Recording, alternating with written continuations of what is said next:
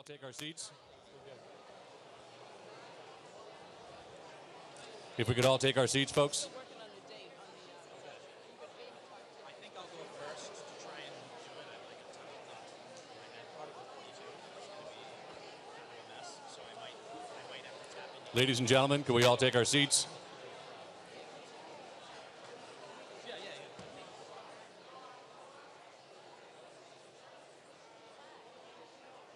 Yeah.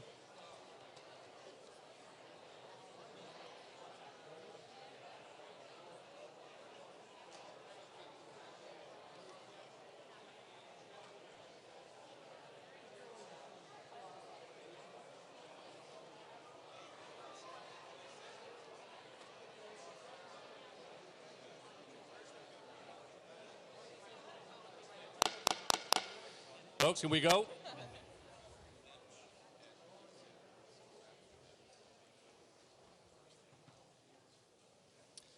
The clerk has informed me that we have reached a quorum, and we're ready to begin night 3.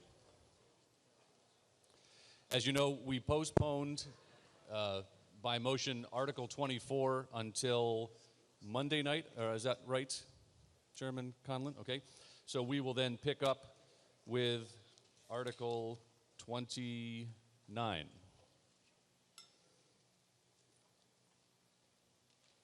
I don't think I finished. Clerk, we finished 28 last night or Tuesday? Finished 28. We're starting with 29. Right. Correct. Recommended that the town, pursuant to Chapter 40, Section 5B of the Massachusetts General Laws, vote to establish a stabilization fund for the purpose of funding construction, maintenance, repair, and replacement of roads in the town, into which fund shall be appropriated money assessed by the town for that purpose, in excess of the limits imposed by Proposition 2.5, so-called Chapter 59, Section 21C of the Massachusetts General Laws. And further, that the town appropriate to said stabilization fund from funds certified by the Department of Revenue as free cash the sum of $100,000, said appropriation contingent upon approval by the voters of the town of an override ballot question under Chapter 59, Section 21C of the Massachusetts General Laws. Does anyone wish to speak to this recommendation? Seeing none, all those in favor of the recommendation of the Warrant Committee say aye. Aye. Opposed, no. The motion is unanimous. Article 30. This will require a 2/3 vote. Recommended that the town vote to authorize the Board of Selectmen during fiscal year 2018 to accept on behalf of the town, except with respect to real property that is located in a business district or on which a multifamily dwelling consisting of more than 6 units is constructed or proposed to be constructed, any and all easements for any of the following purposes: roads, sidewalks, vehicular and/or pedestrian access or passage, drainage and utilities, and to obtain or relocate easements acquired for any of the foregoing purposes, provided, however, that such authorization shall pertain only to easements accepted, abandoned, or relocated at no cost to the town. Does anyone wish to speak to this recommendation? Seeing none, all in favor of the recommendation of the Warrant Committee say aye. Aye. Opposed, no. It is unanimous, which is also a 2/3 vote. Article 31. Recommended that the town vote to authorize the Board of Selectmen to accept on behalf of the town a grant of an easement by Milton Landing Condominium Trust or its successor in interest, which confers in perpetuity the right to use the easement area described below for water-dependent activities, including the storage of boats and small craft, with preference for town of Milton residents, parking and amenities related to such use, and the right to authorize and regulate the use of the easement area by agreement or lease with a third party under such terms and conditions which are acceptable to the Board of Selectmen. The subject easement area is shown as everything other than the area described as, quote, easement sections 1 and 2, end quote, within the area shown as, quote, 41 Wharf Street, map F, block 10, lot 4, end quote, on a plan entitled, quote, easement plan of land 41 Wharf Street, Milton, Mass, Norfolk County, prepared for Wharf Street, LLC, end quote. Prepared by SMC Survey and Mapping Consultants, 170 Forbes Road, Suite 207, Braintree, Mass, 02184. Scale 1 inch equals 30 feet. Good to know. Date, November 12, 2002, which plan is recorded with the Norfolk County Register of Deeds as plan number 731 of 2002 in Plan Book 502. The subject easement area is a portion of the land shown on the Town of Milton Assessor's Map as Section F, Block 10, Lot 4. This article requires a 2/3 vote. Chair recognizes Mr. Mullen. Peter Mullen, Precinct 2. I wonder if someone can explain to us what's going on here. Is this just a pure gift from this condominium trust, or is there something being exchanged? It isn't clear why they're giving this easement. Yes, sir. Ms. Conlon?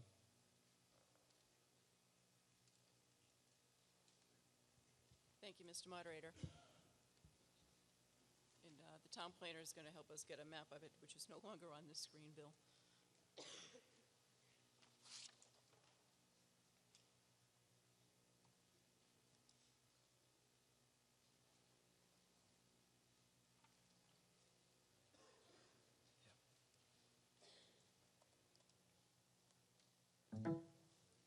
That's the plan from 2002.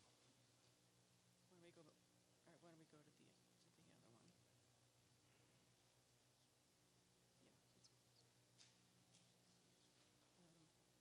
Yeah. What's the one right before it? That's it. Everything in orange is what we already have. I know, but let's go to the one right before it. Yeah. All right. Which is the way down this way? The other way. Go up. Yeah, but I want to go down for a minute. All right, thank you. This area is the area at the Milton Landing. On this map, what you can see is the Neponset River, the condominium association up on the, I believe, the upper left. And it's the area near the Milton Yacht Club property.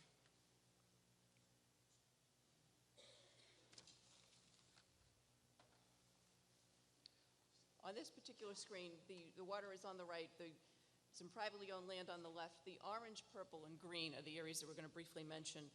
The parking lot, where there is parking and there is some boat storage, the area that's in orange on the screen is an area in which the town currently has a permanent easement from the 88 Wharf Condominium Association, and actually the developer of the property. The area in blue is an area where we have a temporary easement. It was set to expire last summer. We extended it for 1 year by an agreement with the condominium association. And the condominium association is now offering the town a permanent easement in not only the blue area, which is where we currently have an easement, but also the area in green. So some additional land in addition to what the town currently has an easement for. And as Cheryl Tugayas, who's the chair of the Master Plan Implementation Committee, mentioned when she spoke on Tuesday evening about the committee's work, there's a lot of discussion going on between the Implementation Committee. In the past, it had involved the selectmen and the park commissioners, with the Yacht Club, the Condominium Association, other stakeholders such as the Friends of the Milton Crew, the high school crew team, the farmers market, to some extent, although not as much recently, the Swift Hat Shop building owner. So there's been some discussion among all the stakeholders, and most of it's happening at the Master Plan Implementation Committee, where we're looking to achieve something the town has been trying to do for a long period of time, which is to increase public use of the waterfront, bring more people to the waterfront to enjoy the benefit that it bestows on the town, which we think is underutilized. So the Condominium Association is willing to make this temporary easement permanent for the town, to give the town the right to use the property for the reasons that are set forth in the recommendation. And they've not only limited it to the blue area on the map, which we currently have an easement for, but they're also willing to extend an easement over some additional area, which is right near the current Yacht Club building, and may allow in the future for some possible location of crew boats, might impact some of the area where some of the boat storage is. There's a lot that we think can happen in that area, and this would be one of the important steps to make this temporary easement permanent. So this is an authorization. We're not accepting the easement tonight. We're asking town meeting to authorize the board to accept an easement from the Condominium Association, and with the goal of really trying to take action through the Master Plan Implementation Committee, and ultimately probably through some combination of the Planning Board, the Board of Selectmen, and the Board of Park Commissioners to increase usage of that area. And we're happy to take any questions. Mr. Corcoran? Thank you, Mr. Moderator. Ned Corcoran, Precinct 3. I'm also an attorney, and I've been retained by the condominium association in this matter. This essentially is a gift of the condominium association to the town. There has been a fairly long temporary easement granted over that area. The only concern really that the condominium association has is that it be an easement and not the grant of the fee interest in the property, so that they can still, it doesn't affect their parking counts under the special permit that was granted to them by the planning board back in the last decade. So, as I said, it is essentially a gift to the town. The condominium association has strongly recommended that we work in cooperation with the town, and so I'd urge a yes vote. Mr. Stone, or Mr. Tracus? Yep. Chris Tracus, Precinct 10. I'm just wondering, usually, I mean, I was on a condo association board for 4 years, and they don't do things for free. I mean, I'm just being honest, it's just, anyway. There has to be a reason for this. I'm not saying it's a great thing. I mean, hey, it's great, but there's got to be a reason. Either the selectmen approached them and said, look, do this for the town, you're going to get some good publicity, but there's got to be a reason. That's all I'm asking.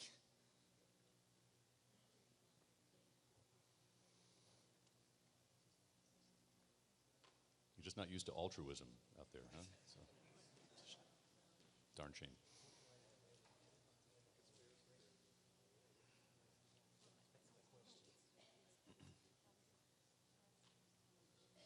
Sir, do you have a different question while the panel is conferring? Yeah, please. Michael O'Toole, Precinct 1, longtime member of the Milton Yacht Club. I was wondering if they could explain what impact this would have on the Milton Yacht Club, if any, pertaining to the boatyard and the access to the club itself.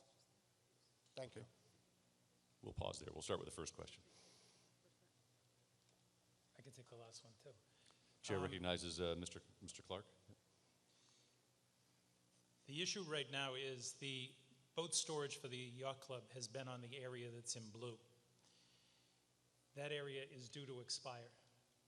By this gift, the town has the opportunity to go and look at the entire site. The town happens to own the next parcel down, which is down in here.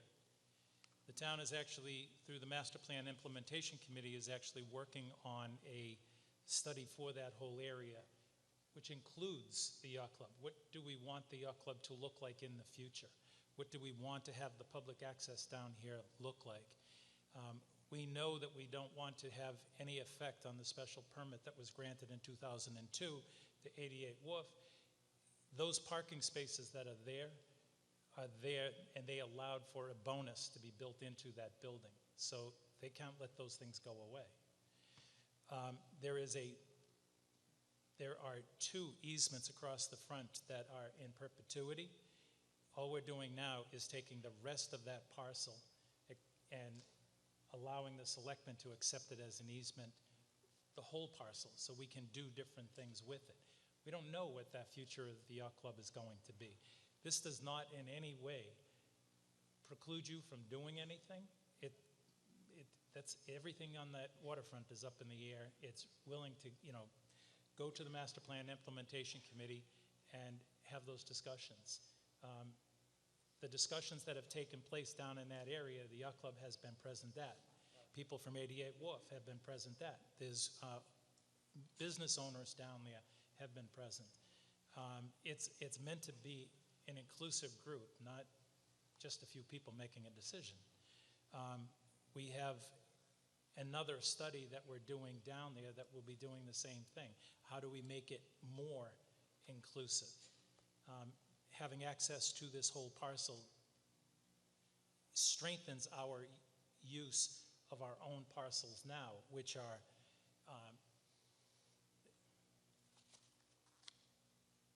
we have these, we have this, and we have down here. This one's right in the middle. This gives us the access to those parcels. So is the master plan? Sir, if you could just use the mic. I apologize. Sure.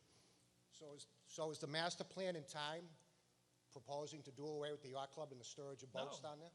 No, we have no idea what's going to happen with the yacht club. The yacht club, it's there, it is nothing, that has never been said. Okay, no, Future use is, it's use of the waterfront, and that is exactly where we've been. No, nobody ever said that, nobody's. Ms. Conlon, would you like to?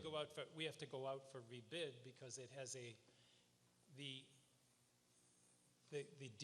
lease has already expired, so we have to go back out to lease, to an RFP, but we knew that was coming. The yacht club knew that was coming. no, I'm aware that we knew that was coming. We were working on goodwill. Right. And like I said, I just wondering what direction we were hoping to take it in the future.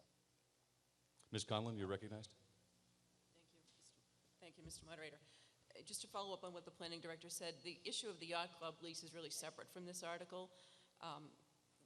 In terms of the question regarding 88 Wharf and what are they looking for, some of their members have been at a lot of the Master Plan Implementation Committee meetings, and they're very interested in seeing redevelopment of the waterfront, which would include use by the high school crew team and the master's crew, but the high school crew team is often the one that's mentioned. The study that's currently being done by the Master Plan Committee, which Cheryl Togayas mentioned on Tuesday night, is to try to, first stage, to locate a dock for the crew team in the appropriate place that would enable crew to conduct its activities and not interfere with the existing use by the yacht club. There'll probably have to be some kind of workout that's reached, but we're looking for an independent voice to come in and tell us what's the right location for a new dock for the crew. But the condominium association interests are somewhat similar to the towns in that they'd like to see increased usage of the waterfront by many people, not just the yacht club, but also by the crew team and by other members of the public, pedestrians, people just walking in the area, coming down. There's been talk about possibly using the Swift Hat Shop as a coffee shop or some other use that might be consistent with redeveloping the area. So the conversations that have been taking place among the yacht club, the crew, and the condominium association have all been very respectful and very amicable, and we're all working towards the same goal of fitting in all of the needs that would like to exist in that area and trying to fit the high school crew team in particular into an existing situation on a more permanent basis than what they currently are.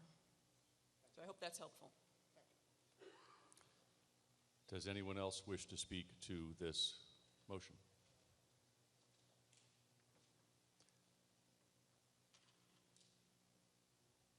Mr. Johnson?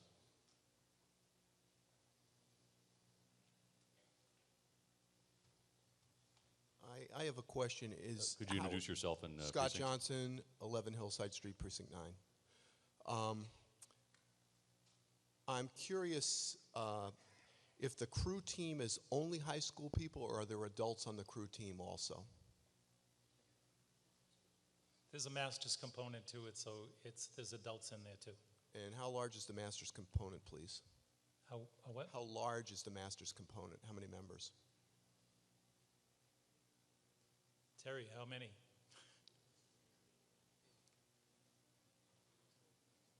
Mr. Thank you very much.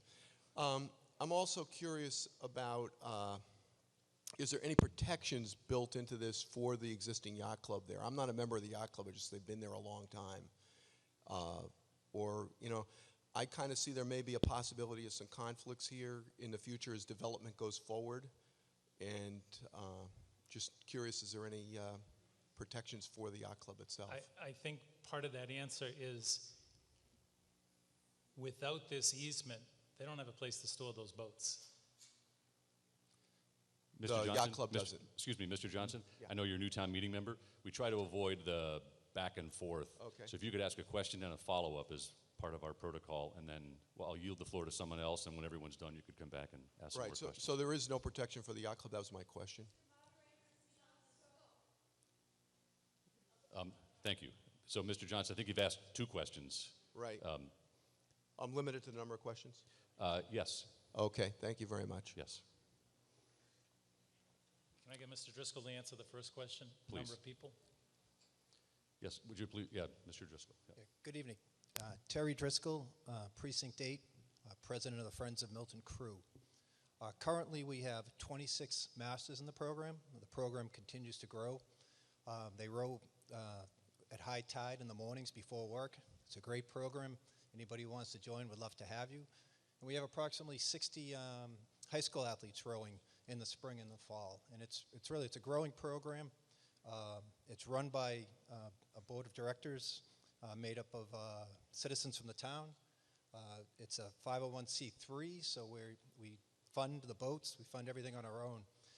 So this whole idea, we feel, is great, not just for us, but for the town. We think this, has been presented to us, is an opportunity to look at the entire site and see how crew can fit in there, the yacht club can fit in, the farmers market, and most importantly, the community, so the community can have better access to the river. Thank you. Yes, Ms. Conlon. Mr. Moderator, Cheryl Tagayas and I would like to just add that the forum for some of these questions would be the Master Plan Implementation Committee meetings. The committee meets monthly, usually in the Blute Room or the Cronin Room at Town Hall. All the meetings are open to the public, and notice, like any other meeting, is posted. So we've had usually representatives of the yacht club, the crew, the condominium association at most meetings, and anyone who has questions or interest in this is certainly welcome to come to the Master Plan Implementation Committee and raise a lot of these questions here, because some of what has been raised is what the committee is talking about and has been talking about. Thank you. Does anyone else wish to speak to this motion? All those in favor, this does require a 2/3 vote. All those in favor of the recommendation of the Warrant Committee, say aye. Aye. Opposed, no. The vote is unanimous. Article 32. Recommended that the town appropriate the amount shown in the following tabulation under the heading non-contingent recommended FY18, and that the town appropriate the amount shown in the following tabulation under the heading contingent recommendation FY18, contingent upon passage by the voters of the town of Milton of an override ballot question under Chapter 59, Section 21C of the Massachusetts General Laws. Board of Health total, non-contingent, $188,995. Contingent recommendation, $5,902. And that to meet said appropriation, the sum of $194,897 be raised from the tax levy. And Ms. Stillman, you wanted to make a point. Yes.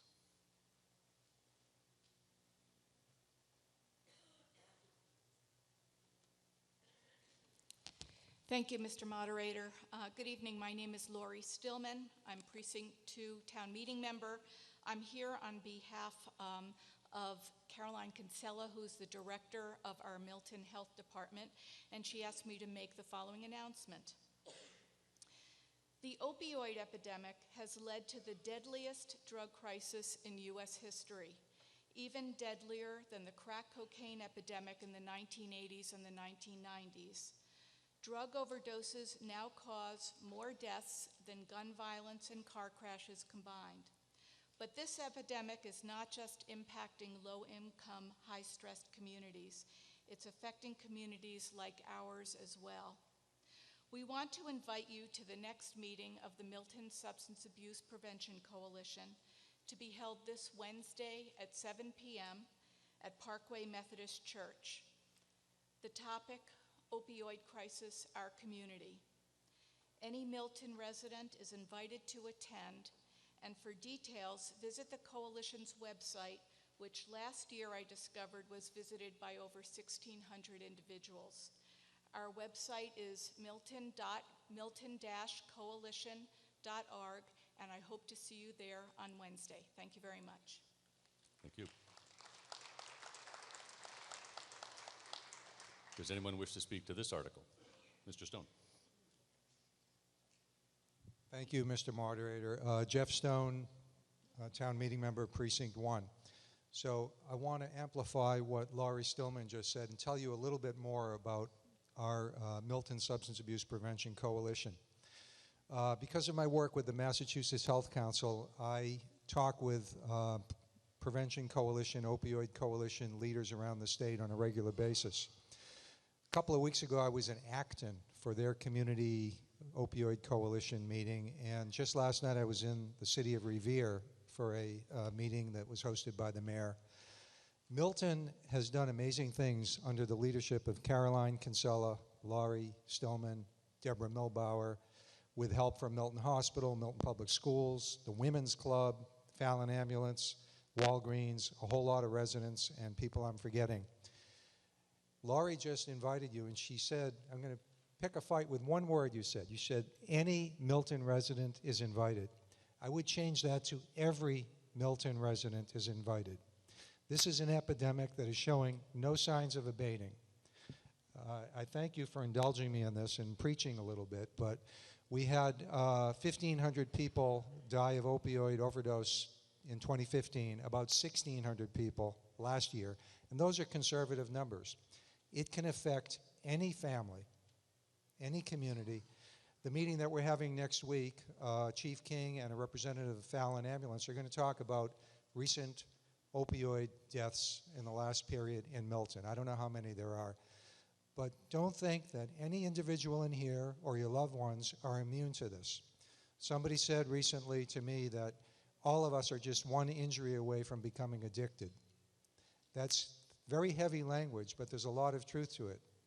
And I think you know why, that opioids are potentially addictive. So I don't want to preach any longer, but there's a wonderful meeting set up for next Wednesday that Laurie just told us about. And if you have not become educated, if you don't really know about the opioid epidemic, please mark it on your calendar and come over for a meeting to Parkway United Methodist Church next Wednesday evening. It's very important that every single one of us get educated about opioids, the risks, and resources for help if we need it. Thank you very much. I appreciate it. Does anyone else wish to speak to this article? All those in favor of the recommendation of the Warrant Committee say aye. Aye. Opposed, no. The motion is unanimous. Article 33. Recommended that the town appropriate the amount shown in the following tabulation under the heading Non-Contingent Recommended FY18, and that the town appropriate the amount shown in the following tabulation under the heading Contingent Recommendation FY18, contingent upon passage by the voters of the town of Milton of an override ballot question under Chapter 59, Section 21C of the Massachusetts General Laws. For the library, total library, non-contingent, $1,381,718, contingent, $75,742, and that to meet said appropriation, the sum of $1,457,460 be raised from the tax levy. Before I ask a question, related to these contingents and non-contingents, some residents have just asked the Warrant Committee Chair to describe impacts of how this works related to the override, what they're exactly passing. So I wanted to recognize Brian Beaupre to just answer that question. Thank you, Mr. Moderator. So just to build on that, just to clarify the budget data and how to interpret the budget scenarios and what your vote signals. On Monday, the Warrant Committee stood before you and recommended a contingent budget, which for each budget article is the sum of the non-contingent column and the contingent column to the right, with the exception of Article 10, which we discussed on Monday night, I believe, and Article 38, where the columns are the total budgets in their totality. You should not add them together.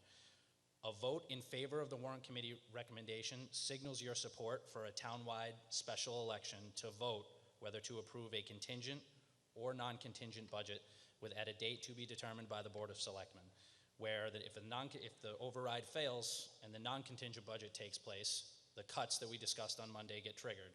If the override passes, there will be no cuts, and the contingent recommendation outlined in each budget article will take place, where services and resources are not only restored but incremented here in Milton. And the Board of Selectmen evaluate the tenor of the vote and decides on when they're going to schedule, if and when they're going to schedule that special election townwide. Thank you. Ms. Agostino?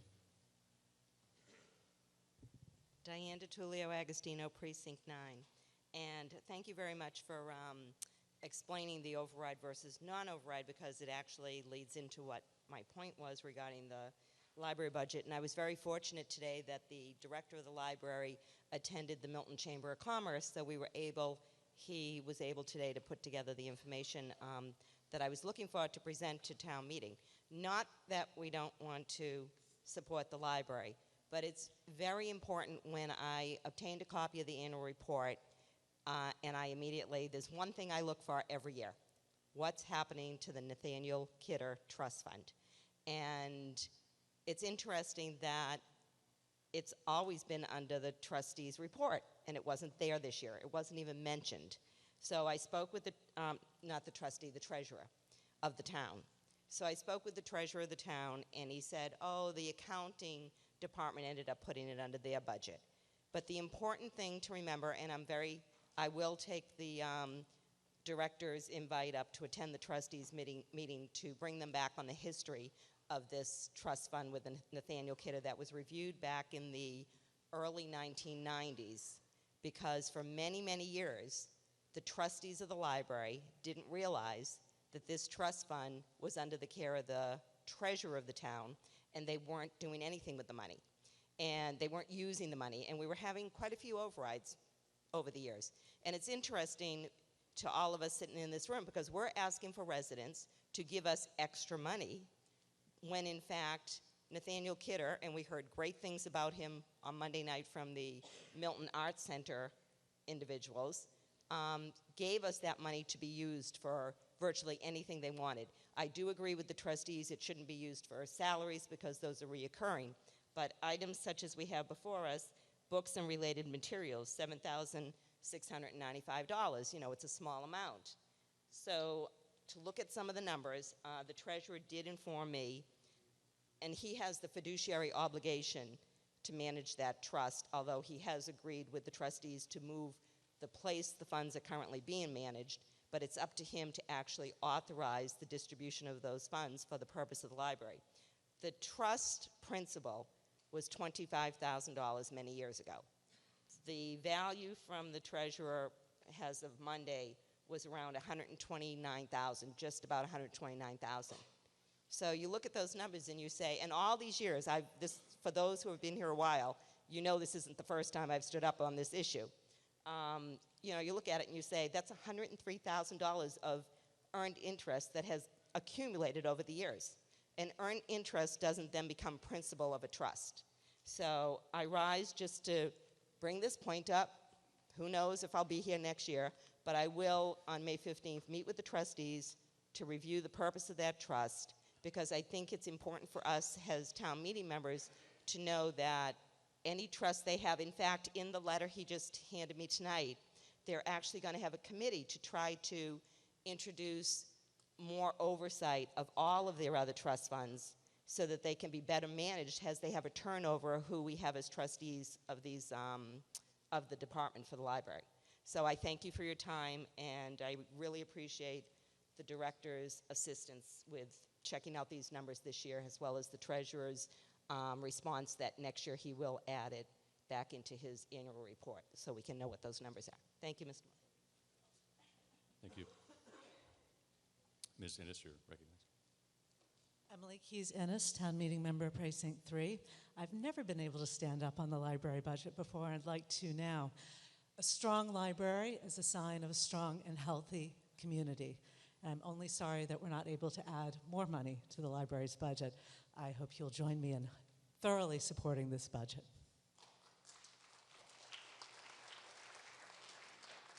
Does anyone else wish to speak to this motion? Seeing none, all those in favor of the recommendation of the Warrant Committee say aye. Aye. Opposed, no. The recommendation carries. Article 34. Recommended that the town appropriate the amounts shown in the following tabulation under the heading Non-Contingent Recommended FY18, and that the town appropriate the amount shown in the following tabulation under the heading Contingent Recommended FY18, contingent upon passage by the voters of the town of Milton of an override ballot question under Chapter 59, Section 21C of the Massachusetts General Laws. Total cemetery non-contingent $802,868, contingent $18,438, and that to meet said appropriation, the sum of $821,306 be raised from the tax levy. The department is hereby authorized to sell or exchange old equipment to furnish additional funds for new equipment. Does anyone wish to speak to this motion? Seeing none, all those in favor of the recommendation of the Warrant Committee say aye. Aye.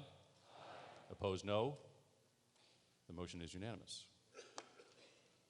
Article 35, recommended that the town authorize the continued use of the Park and Recreation Revolving Fund pursuant to the provisions of Chapter 18 of the general bylaws of the town, and that the town appropriate the amount shown in the following tabulation under the heading non-contingent recommended FY18, and that the town appropriate the amount shown in the following tabulation under the heading contingent recommended FY18, contingent upon passage by the voters of the town of Milton of an override ballot question under Chapter 59, Section 21C of the Massachusetts General Laws. Parks and Recreation total, non-contingent $486,205, contingent $45,526, and that to meet said appropriation, the sum of $519,585 be raised from the tax levy, and the sum of $9,146 be raised from funds certified by the Department of Revenue as free cash. Does anyone wish to speak to this motion? Yes, sir, Mr. Fay. Thank you, Mr. Moderator. Earl Fay, Precinct 1. There's been a couple of town meetings where I've asked for money for the special needs program when the line item wasn't there. And I'm very pleased to see that the line item is there. So I thank the Warrant Committee that has stayed on the radar screen, and for the Parks and Rec to keep it on the radar screen. I know the money would be funded for special needs, but it's really important to see it in print, to say we embrace people with special needs, particularly those with intellectual disabilities. It's important. It's a small amount of money, but it's important just to see it. I think it's the only line item in the budget, other than what's embedded in the public schools, that speaks specifically to people with intellectual disabilities. So thank you. Thank you.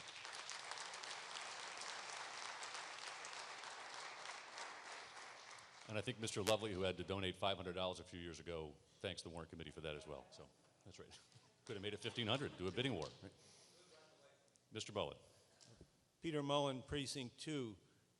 Mr. Moderator, at the end of the comment on this article, it says funding for the stormwater fee is added to both the non-contingent and the contingent budget.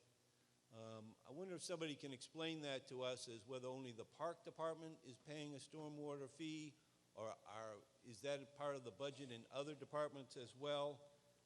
My second question would relate to the last sentence of the comment that says free cash is used for sick leave buyback, apparently 9,000 something. Can somebody explain to us what the sick leave buyback is?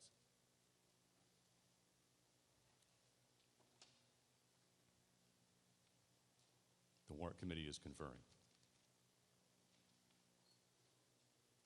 While they're doing that, I'll fill some dead air. So your hardworking moderator is always looking for volunteers for our towns and committees. I was up to 60 appointments, and as of Monday night, you blessed me with 69, so thank you for that. I've actually had 4 people volunteer for the Fire Building Committee already, so God bless you. It's 4 fewer phone calls. As you know, my hardest one is the Warrant Committee, so last year I think I made, let's see, I got 5 appointments, so I made 20 phone calls, 15 were women, and I got 3 to accept, so we got 5. We lost 2 during the year due to some elections and some job requirements, so we were trying. But I got to make 4 phone calls to get 1 member of the Warrant Committee. So if any of you could be so inclined, it almost drove poor Brian to retirement, and I'm trying to avoid the same fate. So if you could help me with that. I have a couple openings on the Personnel Board right now, and I think on the Legislative Committee. So my email is on the town address. You know where I'm going to be here, and hopefully Monday night, and please stop by. Yes, I've stalled long enough, Mr. All Beaupre. right, there we go. Sick leave buyback is the cashing out for retired employees of accrued sick leave. So that's what that represents. So it's a one-time. That's why it's being used with free cash. And yet, to answer your question, yes, there are other departments where stormwater is allocated in the contingent and non-contingent budget. DPW is a good example. Does anyone else wish to speak to this recommendation? Yes, Mr. Frizzetti. Thank you, Mr. Moderator. Steve Frizzetti, Town Meeting Member, Precinct 7, and member of the Board of Cemetery Trustees.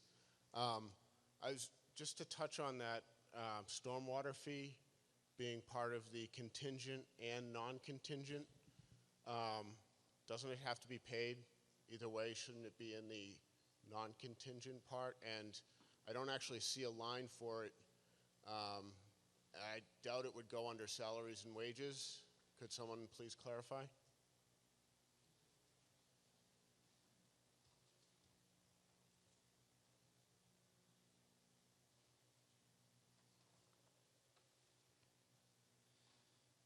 So I might have to defer to someone to my left, but as it relates to stormwater and the enterprise funds, there are heads which allocate a certain percentage of their time to their department budget and also to the enterprise fund. So you could be half of an FTE in DPW, you could spend half of your time in the enterprise fund. That's my understanding of how we allocate heads. Is that correct, Amy? Do I need to revise that?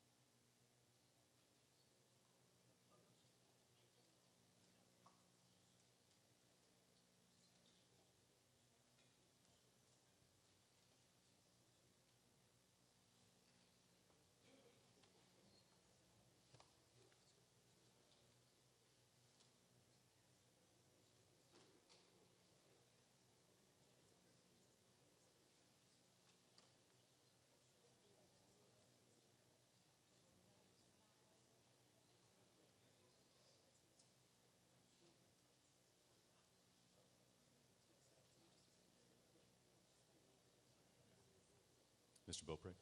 So just to clarify, the stormwater component is in general expenses and is not in salary and wages. That is correct. There is nothing in the contingent budget.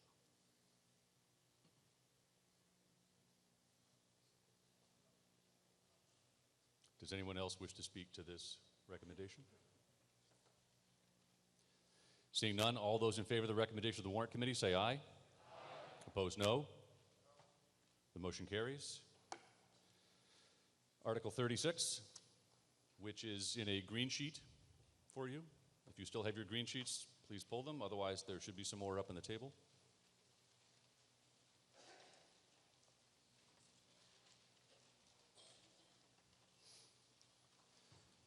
Recommended that the town appropriate the amount shown in the following tabulation under the heading non-contingent recommended FY18, and that the town appropriate the amount shown in the following tabulation under the heading contingent recommended FY18, contingent upon passage by the voters of the town of Milton of an override ballot question under Chapter 59, Section 21C of the Massachusetts General Laws. Total schools, non-contingent, $45,704,063. Contingent, $1,741,487.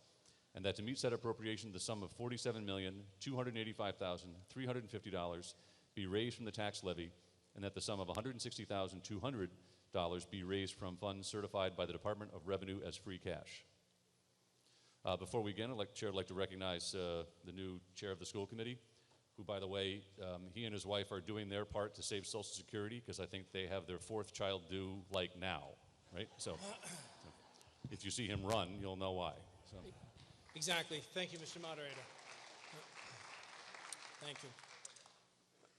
Kevin Donahue, Town Meeting Member, Precinct 3, Chair of the School Committee. This evening is bittersweet for the school committee. We have to say goodbye to two members who, after 6 and 9 years of distinguished service, decided not to seek re-election. Leroy Walker, thank you. Thank you for your 6 years on the school committee, your service on the Warrant Committee before that, and your current service on the Town Government Study Committee.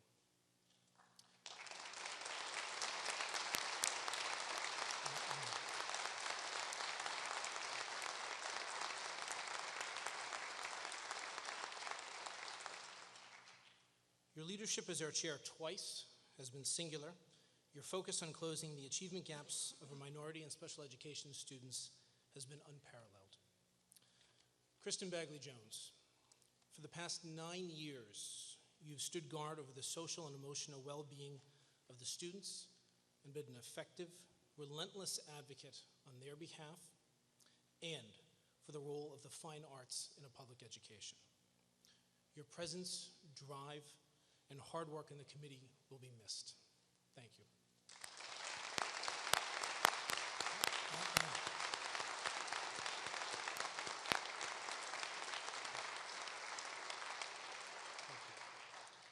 Thank you both for your dedicated service to the committee, the town of Milton, and the children of Milton.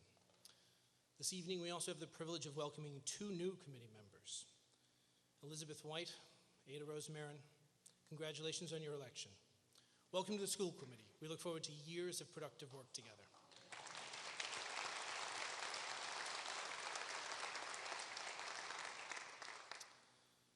So, Mr. Moderator and town meeting members, this year's budget presentation will be far shorter than in years past. Thank you. I had that in here. I had wait for applause in here. Thank you. In deference to the amount of business we have. However, before it begins, a few introductory remarks. The Milton Public Schools continue to excel, with acceptances to elite colleges, high achievement on standardized exams, exemplary and award-winning fine arts programs, and tremendous regional and national athletic success. These achievements are the result of the dedication of our students, their families, and the hard work of the professional educators in the Milton Public Schools. However, they would not be possible without the support of town meeting and the taxpayers of Milton. The high quality of the educational experience offered by the Milton Public Schools has not gone unnoticed.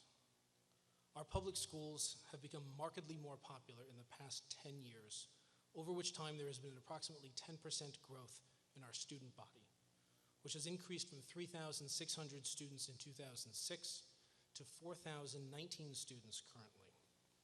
However, this growth is not uniform.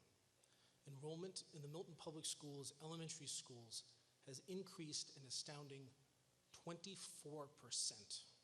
in the past 10 years, rising from 1,700 students in 2006 to 2,115 students currently.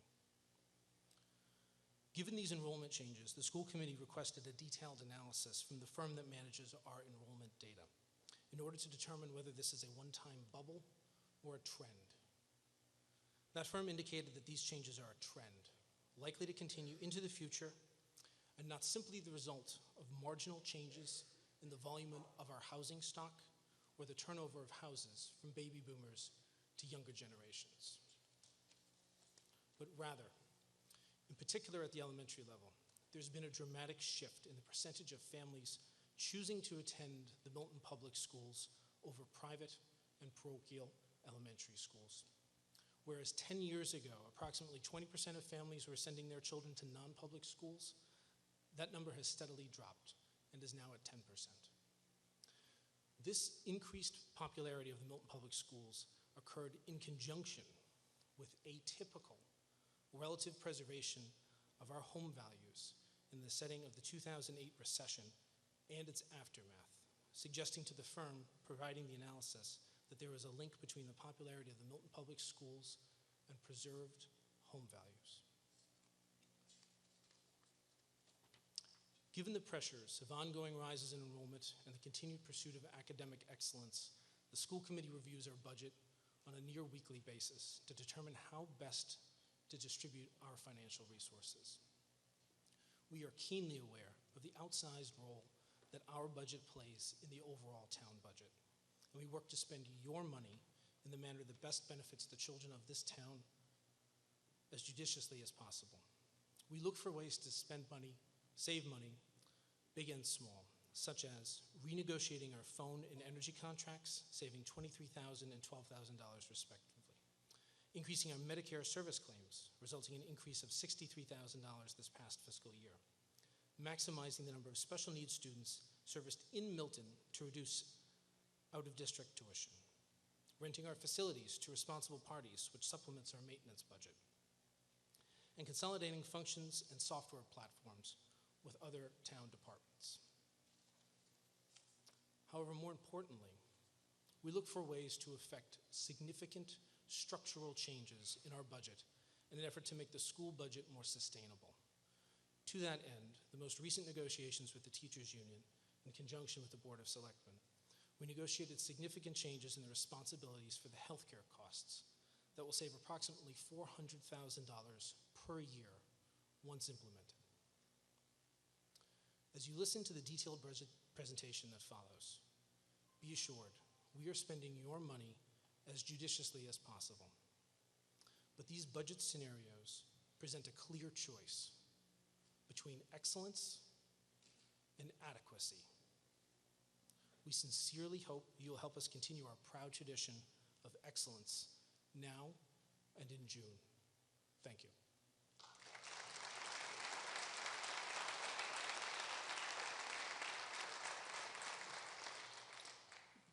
Chair recognizes Superintendent Gormley.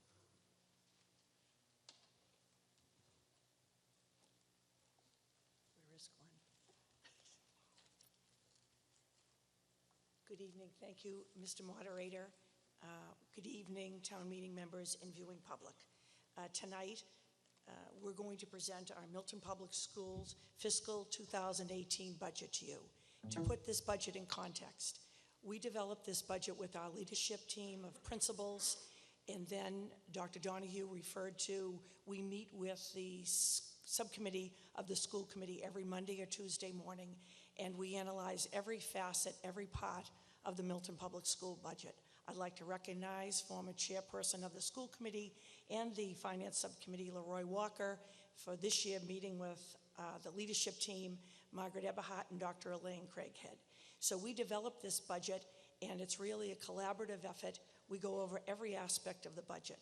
This presentation that we're presenting tonight, we've gone out to every one of the PTOs joining together, Collycock, Cunningham, Pearson High School, and then we came to this very auditorium joining with the selectmen and the town moderator for another presentation. All of our presentations, all of the information that's going to be referred to tonight is on the web under the Milton Public School budget. So to begin with, we have a new parent in the Milton Public Schools who brought this Clear Energy Day grant to the attention of Dr. Karen Spalding. So this is Dr. Pavlicek's favorite picture. And we're going to start with 110 Pierce Middle School students participated in an after-school program with experts in the field around energy and from renewable electricity generation to energy-saving homes to sustainable transportation. These students spent an afternoon with experts from across the state to begin our presentation. Individuals often ask citizens, parents, how does Milton's per pupil spending compare to other communities? And so this data comes from the DOE website, and the last available data is from 2015. This will be a freestanding presentation that will be on the web tomorrow. And so in Boston, the average per pupil spending is $18,372, followed then by Newton, Dedham, Brookline, Randolph, Quincy, Westwood, Sharon.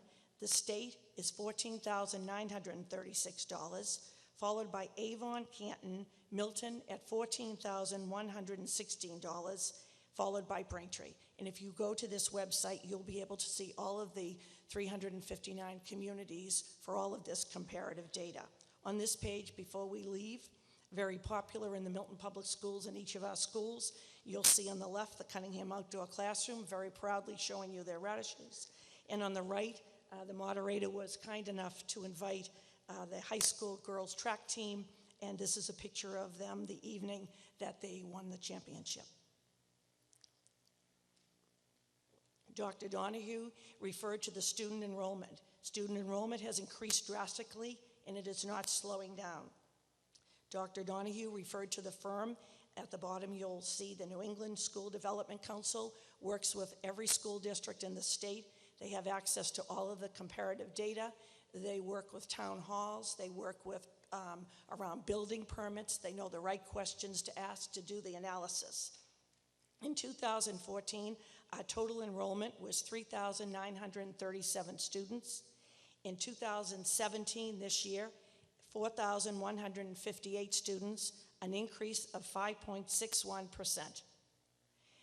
As Dr. Donahue said, we want to bring you to that elementary enrollment, and I'm not going to digress. I'm going to go with the people who clapped about making this a timely presentation. My goal as your superintendent is for every student, every child who lives in Milton to go to the public schools. I don't want anyone to not go to the public schools for a finer academic program. That's our goal. And so we're looking at the elementary enrollment, and we're looking for retaining and keeping every student, every child who lives in Milton in the Milton Public Schools. That's my goal as your superintendent. So we're looking at the enrollments at the middle and high school to the point that I have middle and high school principals calling families that are choosing to go to parochial or private schools. And we are looking at every student who leaves and analyzing our program. So our goal is to see these increases across the district. But at the kindergarten in 2014, there were 314 students. This year we have 365 kindergartners. That's an increase of 16.2.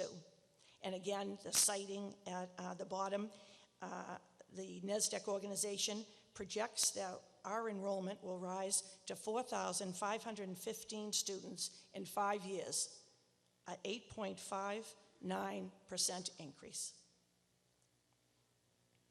Great schools are making Milton thrive. When I say that, I would include great police department, great fire department, great DPW, all of the parts of the schools. Milton, people are moving to Milton for the schools. And as I said, they're moving for all facets of this community. 365 children enrolled in kindergarten in 2016. Only 248 of those children were born in Milton 5 years ago. This is the way they analyze this data across the state. Non-public K through 5 enrollment has dropped from 20% of Milton children 10 years ago to under 10% today.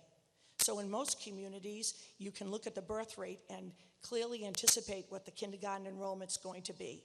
And NESDEC, the presentation is on the web, said in only 2 communities in this state have they seen this type of growth. House prices are increasing. The median single-family house sales price in 2012 was $446,500. The median single-family sales price in 2016, $620,000. The organization, NESDEC, said Milton is one of the few educationally respected towns experiencing these trends. We're going to move on to our FY18 non-contingent budget. Dr. Pavlicek's going to continue, but our schools were very proud to pick their best pictures and forward them to share with their town meeting. A picture from the Collycott Art Fair and the Tucker Book Buddies, older students reading to younger students at the Tucker, and that's going to be the lead-in to Dr. Pavlicek presenting our non-contingent budget to you.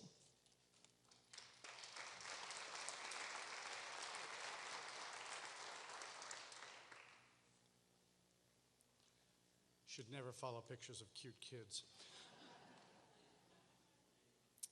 So our fiscal 18 level service budget this year, when we prepared it in the fall, we were looking at needing $2.8 million to really fund the schools at the same level of service that we fund it currently. $1.9 million of that is salary increases for existing staff. And let me speak to that for a moment. That is actually a little difficult to understand in one sense. We have a significant portion of our staff that are special education aides. We have about $2.1 million that we spend annually in aides from special education. Once upon a time, maybe 10 years ago, the special education aides were funded from the state, from the federal government, by what was then called a 94-142 grant, now is called an IDEA grant. And they were entirely funded by the state. Unfortunately, that funding, about $1.3 million, hasn't changed well, in my memory anyway, since at least 2000, 2001. So what we're seeing here is as the funding goes up for them, we see a larger percentage increase because last year, this current year, we spent $1.8 million in AIDS. So in a budget, it looks like $500,000 because $1.3 million is taken up from a grant. Next year, we're looking at $2.1 million in AIDS. So that's $800,000. That has an appearance of a 60% increase to the general fund, because it is. But it isn't really a 60% increase in total cost. So part of this is a difference in our budget where only a portion of our budget comes from the general fund. About $44 million that we're talking about tonight's from the general fund. We have another $5 million or so that comes from other funds. Not all of them increase. So the salaries for existing staff, when we see percentage increases, actually look a little higher percentage than they might otherwise seem. $400,000 for some new positions. We need 3 new SPED positions. These are mandated by law. We have co-taught classrooms in the elementary schools. These are classrooms for children with some special needs that can't be satisfied just in a standard classroom. These are classrooms that have 1 regular education teacher, and in K through 3, 1 special education teacher, in 4 and 5, a half-time special education teacher. We currently have 1 in each grade, K through 2, and 2 special education classes across the district in 3 through 5. Next year, because of needs of the students, we are going to have to add an additional 2nd grade and an additional 4th grade co-taught classes. So that will amount to converting one of our classes into co-taught in each of those grades. So that's 2 new teachers that we need. It's not an option for us. We have to provide those services. It's the law. If we did not get funding for it, it would mean cutting other staff to fund those services. Similarly, because of we need 1 additional special education teacher at the high school. So there are 3 new special education teachers in this non-contingent budget because they're required by law. ELL is English language learners. 6 years ago, we had 46 children in the district who were designated as English language learners. They either did not speak English, spoke very limited English, did not have English as a home language. This year we have 95. This is a state requirement, not a federal requirement, but it's a legal requirement. Children who come in, we have we had a child this year come into the high school, spoke not a word of English. We have to get that child ready for MCAS, which is an interesting challenge. These children who come in require as much as 2.5 hours of one-to-one assistance per day. That's a daunting challenge for some of these kids. And we have to mainstream them, and the goal is to get them mainstreamed in English in 2 years. That's what the state wants us to do. We currently have 3.8 full-time equivalent ELL teachers. We need another 0.4 teacher to deal with the caseload. So in this budget is also a 4/10, basically a 2-day-a-week ELL teacher to deal with the caseload. Again, a requirement. Adjustment counselor, this is a word you'll see a couple of times through this presentation and more in the future. It's easy to confuse adjustment counselors with guidance counselors. Most people think of guidance counselors who, of course, help our high school students get into colleges and so forth. Adjustment counselors might more reasonably be called social workers. They are dealing with children with various issues. They might have been in hospital for a while. They might have had a concussion and have to be brought back into a classroom. They have family difficulties. The family might be going through financial troubles or other troubles with 4,100 students and 2,600 families in town. You name a problem, we've got it somewhere. And it shows up in our children as early as preschoolers and even more up into the high school. So we have caseloads for our adjustment counselors, not just special education children, but regular education children. And we need to add for caseload another half of an adjustment counselor this year. So that is also in here. And finally, there's a half of a speech therapist position. Again, caseload for children with special needs, we had to, in order to get the caseload up, we had to add another half position in speech therapy. So, even though it is a level service budget, there are some new positions in it, but they're only positions that are mandated either by state or federal law or by the requirements of the children. There's another $500,000 in non-personnel spending in here, most of which, or half of which, is special education. We spend $4 million a year, for instance, in out-of-district placements for special education children. We get some of it back through the state. It's still, we still net about $3 million. It increases at about 6% a year. There's $180,000 right there. So special education out-of-district tuition is a huge cost to us. We don't get to negotiate it. It's set by the state. So those are our cost drivers for our level service budget. As again, this, not to read, but this is on the web and so forth. You can see the cost drivers in this really are the three: instructional services and special ed. That's where we're adding people. That's why the costs are going up. And facilities. Facilities is actually a relatively small part of our budget, but our buildings, although we call them all new buildings, are 12 to 15 years old, and things are starting to need to be maintained. We had a cracked boiler in this building, which caused us to have to pump out 20,000 gallons of coolant into a tanker truck and replace the boiler. And every time if you say the word boiler to me, I hear $20,000.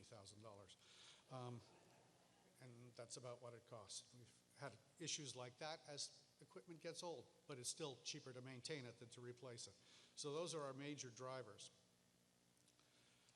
Just again to point out, if you look at the parts of our budget that are spent on general education versus special education, this slide is just to show that over the last 5 years, the proportion that we spend on special education grows because it's more costly and it grows faster than the cost of regular education. So we went from about 24% 5 years ago to about 27% now. The rate of growth of our general education budget is about 4%, but the rate of growth of special education is about 6.75%, and that's what drives our costs up.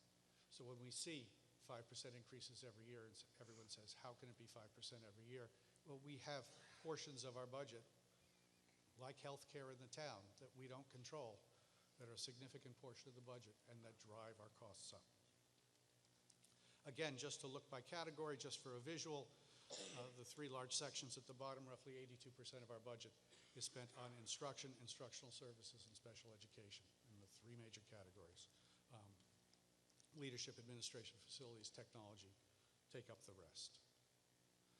Again, just to look at those 7 major categories, those are the DESI categories that our budget is contained in.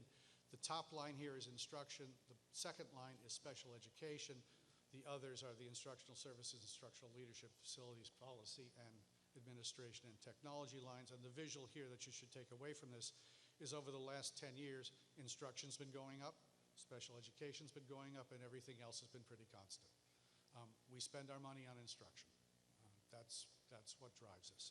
You can see the couple years in the middle there, the little stripe we put in there, those are the 3 years where we had the so-called advancement budgets voted by the town that allowed us to increase some services in those areas. So those are times of increase in the budget.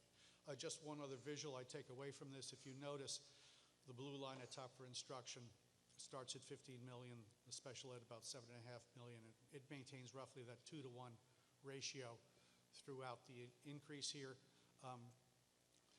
The instruction, though, even though it costs twice as much as the special education, serves 5 times as many children.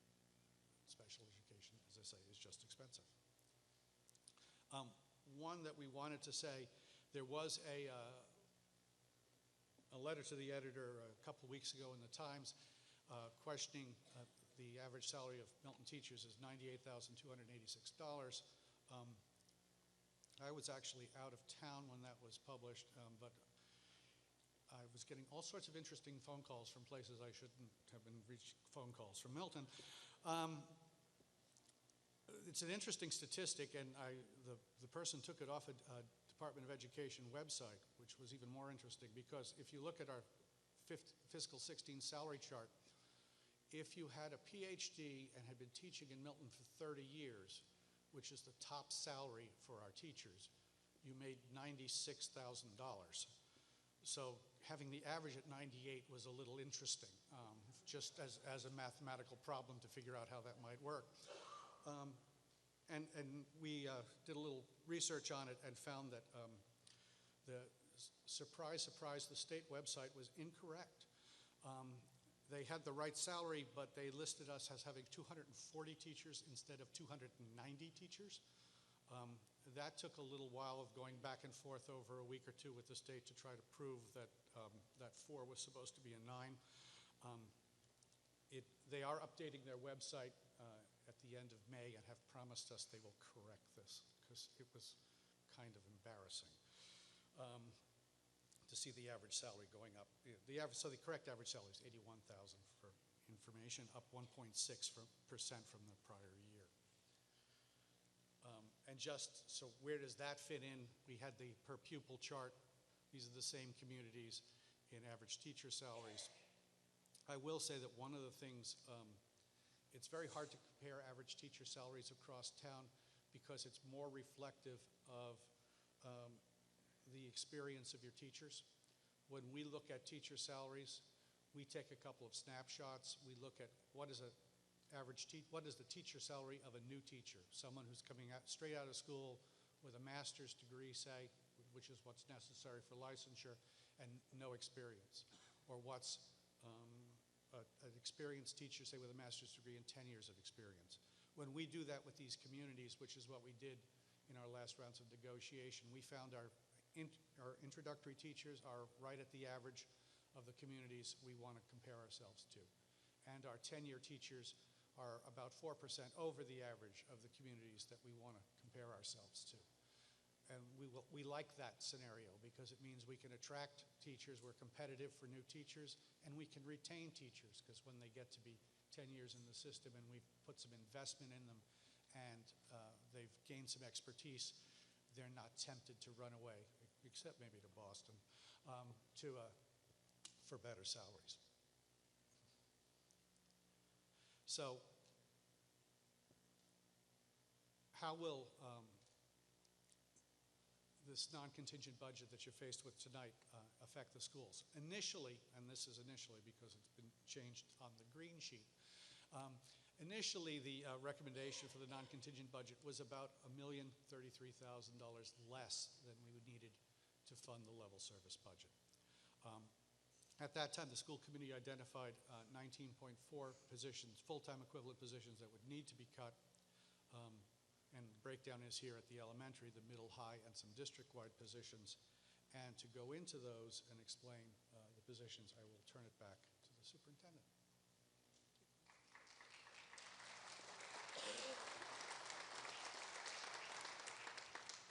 Mr. Dupre had, in the warrant committee, divided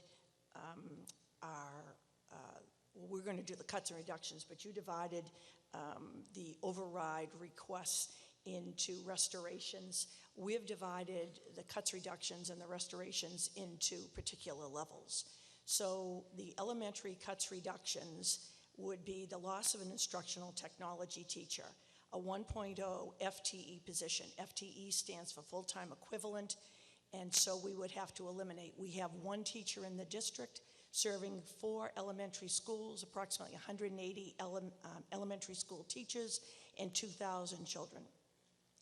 We would have to eliminate and reduce art, music, and physical education will return to 30 minutes per week. Over the years, sometimes art and music has been up to 60 minutes a week at the elementary school. Last year, we increased each of these by 15 minutes. We would have to return to the 30-minute period once a week. This would result in a loss of 1.3 FTE teachers, but it would affect 3 different teachers. You understand, an art, a music, and a physical education teacher who works in the Milton Public Schools. Those positions would be posted. Those individuals would go to another school district for a full-time position, and then it probably would be later in the summer that an individual would apply for and take a .8 position. When we went out to the parent groups, a very astute parent said, well, would all of these individuals be working in the schools next year? So I want to tell you that I have, and the principals have met with every one of these individuals that we're talking about. Every one of these individuals has been seen on a personal basis, and they understand if this isn't successful, the positions are going to be eliminated. So that 1.3 FTE would affect 3 different teachers. Eliminate band, strings, and ACE. ACE is a program at the elementary school that provides programming for students who are artistically gifted. Band and strings and ACE, I refer to them as our feeder programs. They're at grades 4 and 5. The students actually have band, strings, and ACE during their lunch and recess. We would reduce a 1.2 FTE teachers. Again, this would be 3 different teachers, one certified in band music, one an expert in strings, and someone teacher certified in art. Their positions would be posted, and they would be replaced with 0.8. Eliminate general education step teacher. This would be the elimination of a 1.0 FTE teacher. In the Milton Public Schools, you have seen our presentations. We're very proud of the programs that we've built within the district for children with special needs. They don't have to leave their home district. They don't have to take the transportation rides up to 2 hours a day. And at the Glover School, we have a program for children with emotional issues. And children from across the town will go to that program. It has a teacher with special needs certification, a regular ed teacher, and a paraprofessional for each student. We would eliminate the regular ed teacher in that very, very successful program. Restructure French teaching in grade 5 French immersion classes. In the French immersion program at the 5th grade, children who are in the English program and the French program for 70% of the day are integrated before they get to the Pierce School.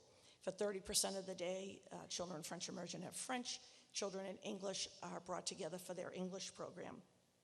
It's very hard to find teachers for that 0.3 French part of the program. So this, to me, shows the level that we've really looked at every staff member in the Milton Public Schools. We would then have to find individuals that would come to Milton for a 0.3 position, but it would result in that we would save a 0.2 FTE. We would eliminate a 0.2 FTE of a French immersion teacher. Eliminate 1 co-taught grade 3 class, and this would result in a 1.0 FTE being reduced or cut. Dr. Pavlicek explained to you these co-taught programs. Many of these students would be in out-of-district placements.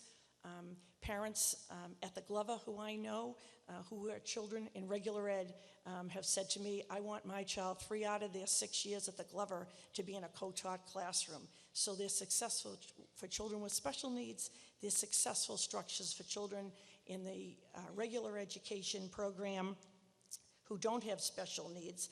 And this is really driven by individual plans that are written on students every single day. We anticipate and we might be able to eliminate, this is one that Dr. Pavlicek and the Director of Special Services worries about, but that would be a reduction of a 1.0 FTE teacher. To continue at the middle school, what would the reductions and cuts look like? As a result of the support of, and I say all the time when I present this budget to teachers, this town supports its public schools. This town is its public schools. And I tell them about the support of this town meeting. And you supported science curriculum over the last 3 years. As a result, if you have a middle school child, you remember when your child was middle school, those are years that children explore different disciplines. So this science at the middle school has exploded. These electives in STEM, which stands for science, technology, engineering, and math, and I-STEM, intensive study in those areas, have become electives. We would have to lose 1 STEM, I-STEM teacher at the middle school. That would completely eliminate the STEM elective, and it would eliminate 7th grade advanced science I-STEM course. At the middle school, we would reduce a music, computer, and art elective. Again, that goes back to a music teacher's position would be reposted, a computer teacher's, technology teacher, and an art teacher, and that would result in a 0.6 FTE teacher reduction, but 3 different individuals will be impacted. And at the middle school, it would result in the loss of 1 math investigations I-STEM teacher, a 1.0 FTE would be eliminated. This math investigations has been very successful in our goal of helping us close the achievement gap, all children, all students passing MCAS. Excuse me. At the high school, the cuts and reductions would be the loss of one math teacher, a 1.0 FTE. This would eliminate math support and MCAS prep classes. Glenn Pavlicek referred to the reduction in federal funds. When MCAS was first implemented, the state provided funding for MCAS support, and now local districts have had to assume that cost. Reduce social studies electives. This would result in the 0.5 FTE teacher being reduced. It would eliminate 2 sections, each of law and government and contemporary issues. I would bring your attention back to your own high school experience. When these electives are being eliminated, these are options for high school students building their career desires, but what it also does, it drives the class size in the other electives. Reduce technology electives. This would result in a 0.6 FTE being reduced, and this would eliminate personal finance, computer, and 1 technology elective. Reduce English elective, a 0.5 teacher would be reduced. This would eliminate some English support sections and freshman seminar. And finally, at the high school, we would have to reduce fine arts electives. A 0.5 teacher would be eliminated, and that would reduce art and consolidation of the band director and the choral director position. District-wide, over the last 10 years, you understand how we hire substitutes when teachers are sick or out of school. On long-term, whether we have maternity, paternity, or teachers are ill, what we've done is in each building hire at a slight increase over the sub-pay, a building sub. The impact of these positions is that when a teacher's out and your child's in that class, there's no learning curve with these building subs. They know the workings of the district, they know the curriculum, and they actually almost work the 182 school days every single day, moving them from one leave or one school to another. We would eliminate the 6.0 FTE substitute teachers. We would create a reorganization of a non-unit administrative assistant staff member at a 1.0 FTE by taking those duties and assigning them to individuals who already have full-time positions, and a technology reorganization of 1.0. We're looking at the educational and the hardware side of the technology in the school and looking at a reorganization. The revised warrant committee recommendation. Within the last 2 weeks, the House, the town was notified that the addition of $149,000 to the non-contingent budget recommendation would allow the restoration of 2.5 or 3.0 FTEs. So the House voted increase Star Chapter 70 by $149,000, and so the warrant committee and the town administrator, working collaboratively, assigned that money to the school budget. The Finance Subcommittee has not met since we were notified of that increase at $149,000. What we'll do next week in the Finance Subcommittee, then bring to the full school committee, we're going to be able to really retain, put back 2.5 or 3 positions from those positions that I just listed to you. Those haven't been decided yet. If those would be posted when we identify those positions in collaboration with the Finance Subcommittee. The school committee will meet to determine which cuts will be restored. The FY18 contingent budget. Down below, I'm very proud to tell you 3 Pierce students went to the regional science fair at Regis College. Well, a larger group from Pierce went, and here are 2 of the stars that are going off to the state science fair with their project. And on the right, those of you who know Dr. Karen Spalding might recognize her. All through the month of March and April, this auditorium is filled. There's not a parking space anywhere in the vicinity, and Dr. Karen Spalding practices with the middle school orchestra and performs up on stage. We call her our guest performer. So that's the music program at the PS. The contingent restorations and academic enhancements. None of the previously mentioned cuts will be made. When we present it to staff and the public, none of the previously mentioned cuts will have to be made. We will add to the Milton Public Schools staffing elementary math specialists, 2 of them. This group, those of you who have served on town meeting understand that in the last 10 years we have put in reading specialists at the elementary level. Before that, we didn't have any reading specialists. And I always say to individuals, you should call your relatives and friends who live in other districts. They have math specialists. These math specialists work with children who aren't on special education plans, who still need assistance to close that achievement gap. Students who might be gifted in the area of math co-teach with teachers. A parent asked an excellent question. I think that person might be in the audience. It's not the classroom teacher. It's working with the classroom teacher and small groups of students. Anyone who has a child who's gone through the PS middle school or is at the high school understands as a reduction in the past 3 years, we eliminated the vice principal position at the PS school. We want to restore that vice principal position. At the PS school, excuse me, you have a high school with 1,000 students, a principal and 2 vice principals. At the middle school, you have 965 middle schoolers, and we thought that this would be an idea that we could attempt, but that middle school needs 2 full-time vice principals working with the principal around issues from communicating with parents, monitoring students, curriculum development, and the all-important evaluations that have to be done. So when we implemented the dean idea, the dean wasn't an administrator, couldn't do the evaluations of the teachers. So this position, more information perhaps than we're supposed to go into tonight, is going to be an increase in funding, but not in a position. Additional district-wide inclusion specialist. This asterisk, I want to quickly explain that in the area of special education, you have to legally evaluate your special education program every X number of years. So last year, you can see the presentation on our site. PCG, a firm that travels across the country, evaluates programs across America, came into the Milton Public Schools, and they made recommendations after observing, talking to parents, going over all of our special ed records, and they recommended, and we know that we need this additional district-wide inclusion specialist. This is a special ed program position, an individual who moves the district so that when teachers are in a co-taught position with children with special needs or special needs children in a classroom who might not be succeeding, these inclusion specialists have expertise in this area to help the teachers and the teachers in regular ed and special ed finding the instructional materials and the techniques for these children to succeed. We have 1 inclusion specialist for the 6 schools, 4,000 children.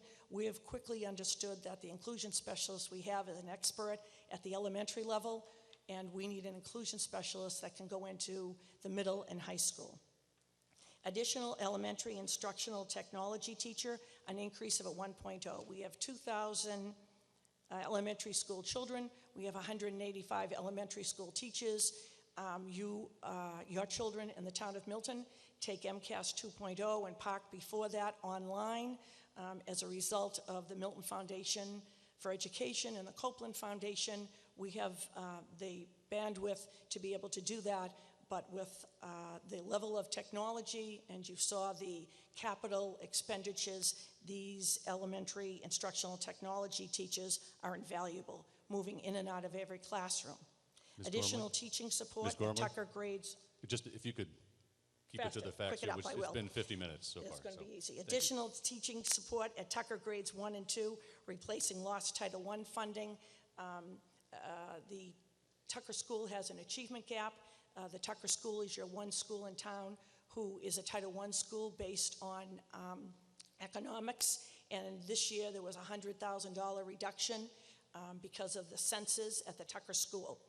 This 1.5 FTE would provide the support that we lost this year to grades 1 and 2, the most important grades in the school district. Increased SPED staff at grade 4 co-taught classes. Those with children in the district understand that this model exists K through 3. We'd expand it to grade 4. Half-time elementary assistant principals. At the Collycott School, you have 714 students. At the Glover, you have 586 students. We have no elementary assistant principals. You have had elementary assistant principals over the years, but when we made reductions, we eliminated those positions. This would result in a .5 elementary principal at each of those buildings. As I stand as your superintendent, I cannot miss the opportunity to say no one should go to a public school and have to pay for transportation or to play on an athletic team or to belong to a club. So over the years, we have increased these fees. So now in the Milton Public Schools, in grades K through 6, if you live outside of 2 miles, you get a bus for free. If you live inside or you're in grades 7 through 12, your family pays $375, a family cap of $750. We're proposing a $100 reduction to that transportation fee. At Milton High School, if you want to go out for an athletic team and belong to a team or activity, athletic fees are $300 per child and a family cap of that's per sport, and a family cap of $1,500. Hockey is $600 with a family cap of $1,850. Our proposal is to cut those fees in half. Additional high school guidance counselor, .5, according to the New England organization, we're right at the cusp of guidance counselors per child working to help children and their families enter into college. And Dr. Pavlicek explained tonight the transitions program, a .5 adjustment counselor we have with 1,000 children in American high school, children who are hospitalized, children, as Lori Stillman described, have issues, they're out of school, and as they transition back to school, we need a .5 adjustment counselor. The 1.5 we now have for 1,000 children are servicing children in the area of special education. This .5 position would help us transition these children back. We want to thank you on behalf of the Milton Public School students, particularly these Glover students, and if you would indulge me for only 1 minute, we sit here and we, the other day, heard music students who were being inducted into, you remember the National Honor Society, many of you have children in the Tri-M. And so I often sit there and say, I wish everyone in this community could hear the song and hear the band and hear the strings. So they were very proud today to go into the lobby. Dr. Pavlicek? And in closing, the Milton High School Chamber Ensemble, led by Deborah Thornton.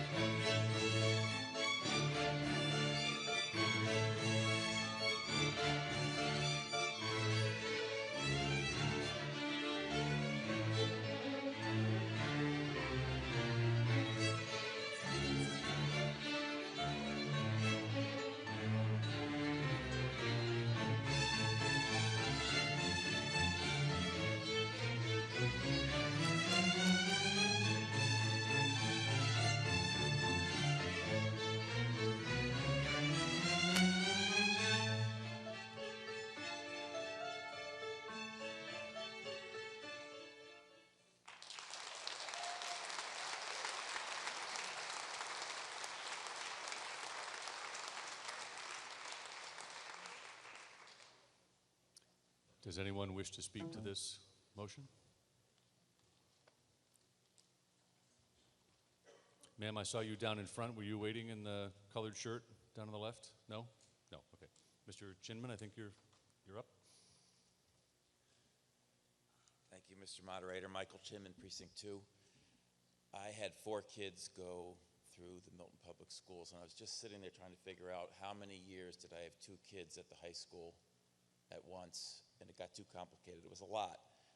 And they were almost all 3-season athletes, so we maxed out every single year on the sports fee. I didn't like it. I grumbled about it. I talked to other parents about how much more expensive public school is now than when we went to public school. But it had to be paid, and I paid it. Now this override, these contingent budgets that we pass, and the voters are going to vote yes or no. They're not given a choice. It's just all or nothing, the contingent budget or not. And if we're going to the voters to raise their own property taxes, I find it hard to understand why we're also giving half of the fees that I had to pay, and I wasn't the only one. Everyone these past many years was paying these fees, and they got paid. If we're going to the voters to say raise your property taxes, yes or no, you don't get to choose which of the fees they're going to be used to pay. I think it's wrong to be putting in half of the sports and activities fees. That's my impression on this budget. But I have a question I'm sure is a dumb question. I'm looking at the basic financial reports for the town from the town website for the fiscal year. For the year ending June 30, 2016, it lists education expenditures of $41.8 million, which is almost $1 million more than the numbers we have on the green sheet for FY 2016, but it's close. But in addition to that, it lists over $10 million in that's from the general fund, the 41.8. Then there's over $10 million in the non-major governmental funds, with a total governmental fund expenditure for education of 51, I can't see without my glasses, I think it's 51.8, almost $52 million.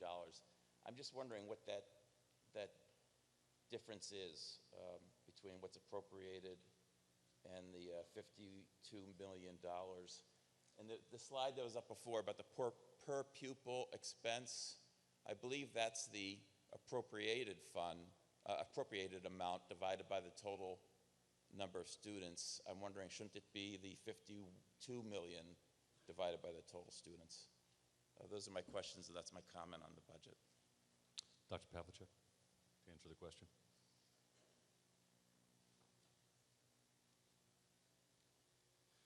The end-of-year report that we file with the state contains not only the 41 or so million that was appropriated last year and any grants that we receive. The state also has us, with the help of the town accountant, figure out exactly what percentage of the snow plowing operation should be charged to the school, what percentage of health care should be charged to the school, what percentage of general insurance should be charged to the school.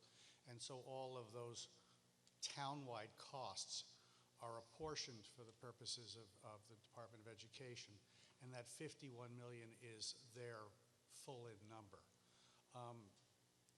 Whether the per pupil spending should be that number divided by the number of students or the actual general appropriation divided by the number of students is a reasonable question. DESI wants the latter, so we do what the Department of Education wants. We feed them all the numbers. They're the ones who actually spit out the per pupil numbers. We don't calculate them. We just give them the raw data. They put out the spreadsheets saying what those numbers are. So my short answer is I don't know why they divide those two, but they do it for everybody, and they feel that's the best comparison. Sir, were you waiting for a question? I'll get to you next, ma'am, sorry. Oh, Dr. Donahue.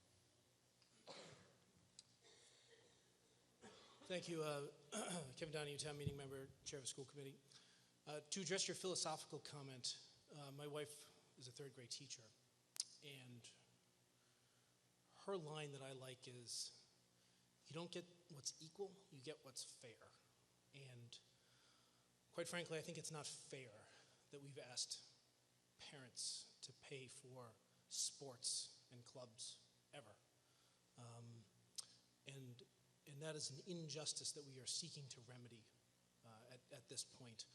If it were up to me, we wouldn't charge fees at all for any of those activities. Kids who are in sports and in activities do better in school. Whether it's a carrot or a stick, they do better. So in a perfect world, those fees would be zero. But it's not a perfect world. Thank you. Yes, sir. Rich Fanning, town meeting member, Precinct 5. I want to, proud father of a third grader in Milton Public Schools. I want to compliment Dr. Pavlicek and Mary for their staff that they've assembled at the school, and the experiences we've had have been spectacular. We've met a lot of committed, really amazing people who work for the town. I do have a question, though. Unfortunately, Doctor, the article in the paper caused a little bit of questions, and I was just wondering if, and I'm not sure if the numbers are right, but it looked to me like the fiscal 18 budget had a $2.8 million increase, $1.9 million for salaries, which is a 67% of that number is for salaries of the 2.8 by my calculations. And I'm just curious if my math is right. If are we adding, it looks like about 9 positions total, and we're adding 1.9 million in salaries. Is the rest for salary increases for current staff, or am I missing some math? Dr. Pavlicek.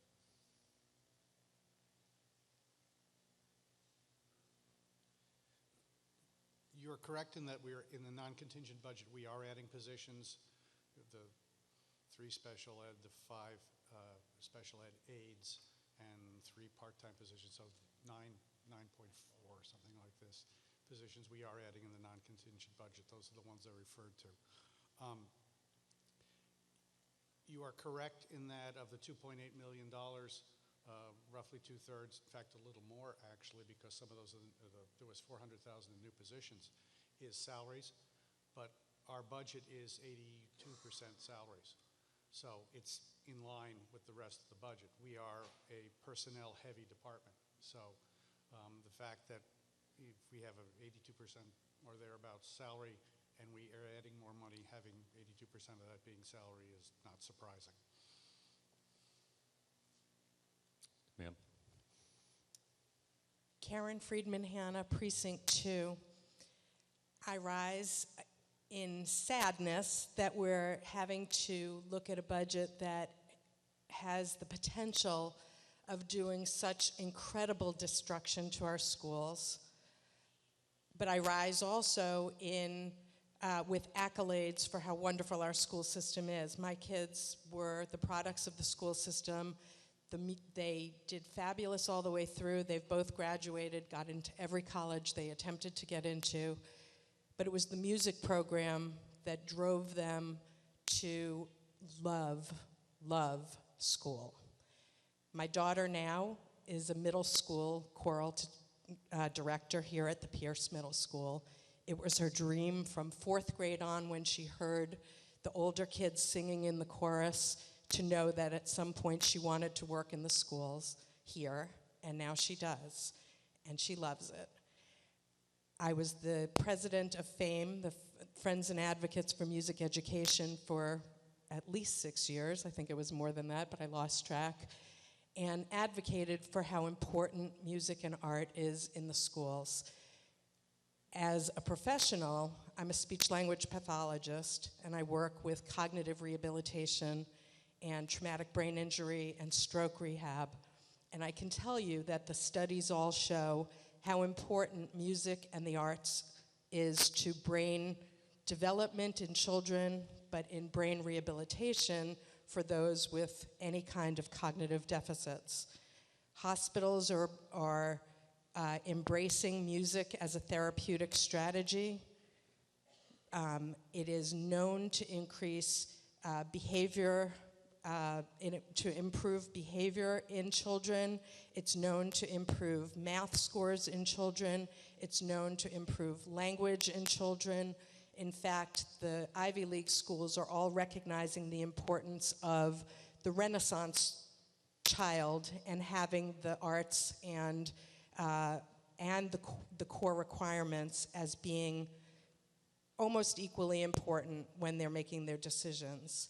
Many companies now are showing that they won't hire people unless they have a background in the arts as well, because they find that it enhances all of the skills that anybody brings to their job if they have the music and the arts in their background as well. This is not something we can let happen to our schools. Milton is known for its fine education. It's known for its schools. Many of us in this room have moved to this town because of the schools. It is incumbent on us to make sure that they stay excellent. Do I want to pay more taxes? No. My family is facing its own financial challenges right now. It will be a hard thing for us to pay more taxes. My children are not in the schools anymore. Will I support this wholeheartedly? 100%. I will not even consider not supporting this. And I urge every one of you to think hard about what our town stands for and what we want it to be representing and how we want our children to be educated. And you support this override, and not only be willing to vote for it at the polls, but you go out there and sell it to every single person you know as a town meeting member, because you know what the consequences are. Unfortunately, most of the people in the town now with young children have never lived through a school override. It's been 8 years since we've had an override for the schools. Okay, that in itself is remarkable that we were able to withstand an override in that amount of time and keep the level of excellence that we have. That's not the case now. We must support this. We must not let the schools take a dip in what they have to offer our students. Our kids, our grandchildren deserve this. Your neighbors' children deserve this. Your house prices deserve this. Whatever the motivation is to understand the importance of the schools and the other town services that will potentially be diminished because of an override not going through, vote it for that reason too, because those services deserve it as well. We have a very, very short amount of time to make it clear to the folks in this town. From my understanding, it will be probably mid-June that this override vote would happen if it's going to be put forth by the selectmen. That's a month. We have 1 month to educate the town and help them to understand the importance of this. I'm not willing to let our town go down from what we have to offer. I pray and hope that you will help me in supporting it and that you'll do everything in your power to make this happen. Thank you.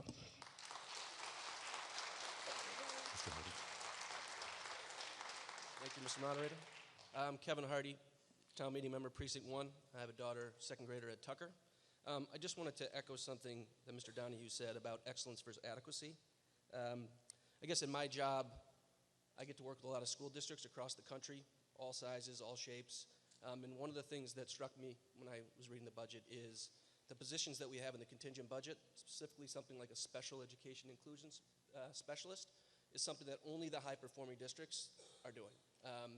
So when I look at it, it just occurs to me that when we're thinking about contingent versus non-contingent, I want the narrative not to be, if we don't pass it, it's this doom and gloom scenario. But I'd like, as town meeting members and people that the community's looking to for advice on this, support on this, that we say it's because we support the excellence of our school and not just, this doom and gloom scenario. So, thank you.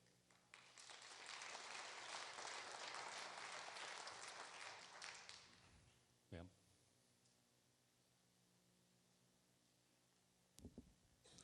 Hi, Kristen Bagley-Jones, Precinct 8, and I get to speak now because I'm not on the school committee anymore. So, of course, I had to get up and talk. So one of the things I wanted to say, Mr. Chinman talked about having 4 kids who played sports and how expensive it was. I had 2 kids who played sports, and if they could have played year-round, they would have. It was very expensive, plus the clubs that they had to be in. I totally agree. However, many parents these days in the last few years while I was on the school committee talked a lot about how expensive it was. a lot about how they had to make choices. When kids apply to college, the more extracurricular activities they're in, clubs, sports, the better off it is for them, along with art and music. I think it's really important to listen to parents, and they've told us loud and clear that the sports fees are very expensive. I, of course, had no choice. My kids would have killed me if I hadn't paid those fees. But it would have been nice to not spend it on that and spend it on college applications instead. But that isn't even the reason I rose. I wanted to talk about art and music. So when my daughter was in grade 3, art, music, ACE were all cut. Gee, here we are again, cutting those again. FAVA, which is Friends and Advocates of Visual Arts, which is now the Mack Center, developed an after-school program, and my daughter thrived in that after-school program. ACE was then reinstated, and in 5th grade, she was an ACE member, which was just wonderful for her. Through middle school, she had wonderful art. In high school with Karen Hughes, she had an incredible studio experience, and now she has decided she's going to be an art therapist at Lesley University. Of course, she couldn't have been an engineer or something to support me in my old age, but you know what?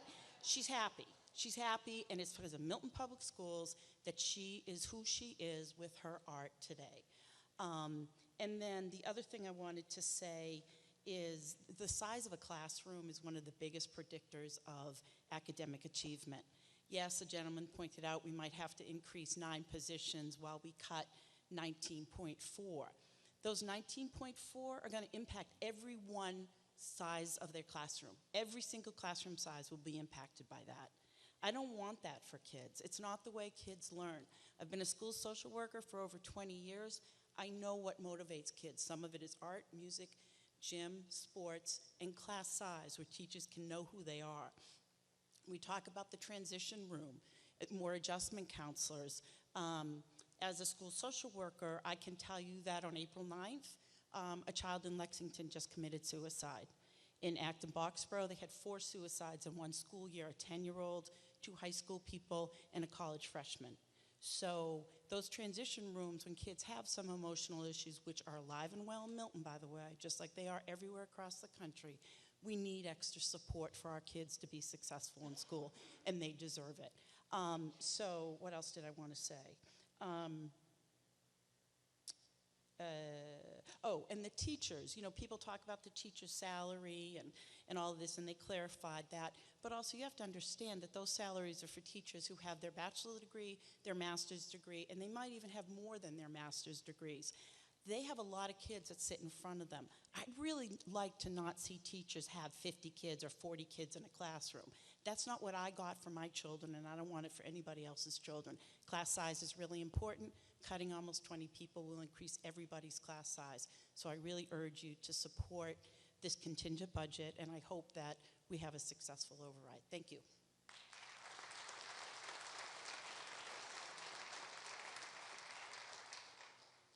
Does anyone else? Yes. Dr. Donahue. Kevin Donahue, chair of the school committee. To build off our prior comments about the clubs and athletics, I just wanted to point out that in very small font up there on that page, you'll notice that there are 2 athletic teams that were excluded from the reduction in fees. And I feel like it's important to mention this now because it would have been very easy to sort of roll those teams into the cost of the override. The marginal cost of reducing those fees would be very minimal. But it's important that we as the school committee, as I say, be judicious in how we spend your money. And when we authorized those as varsity sports, we said, you need to be self-funding. And that was what we said to them in order to authorize them. But that was our promise to you as the taxpayers generally and town meeting, that we would be good shepherds of the money that you entrusted to us, that we would not take on financial burdens that we weren't prepared to pay for or to meet. So I just want to point that out, sort of in the context of fees and how we are trying to be responsible with the money that you have given us so far. Thank you. Seeing no one else come to the podium, all those in favor of the recommendation of the Warrant Committee, say aye. Aye. Opposed, no. The motion carries. Article 37. Recommended that the town appropriate the amount shown in the following tabulation under the heading Non-Contingent Recommended FY18, the Blue Hills Regional Technical School. Total non-contingent recommendation FY18, $830,751, and that to meet said appropriation, the sum of $830,751 be raised from the tax levy. Does anyone wish to speak to this motion? Seeing none. All those in favor of the recommendation of the Warrant Committee say aye. Aye. Opposed, no. The motion is unanimous. Article 38.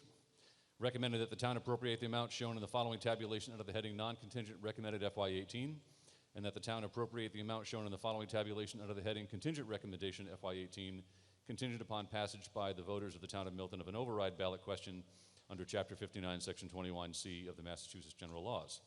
Consolidated facilities, total non-contingent recommendation, $1,082,462,000.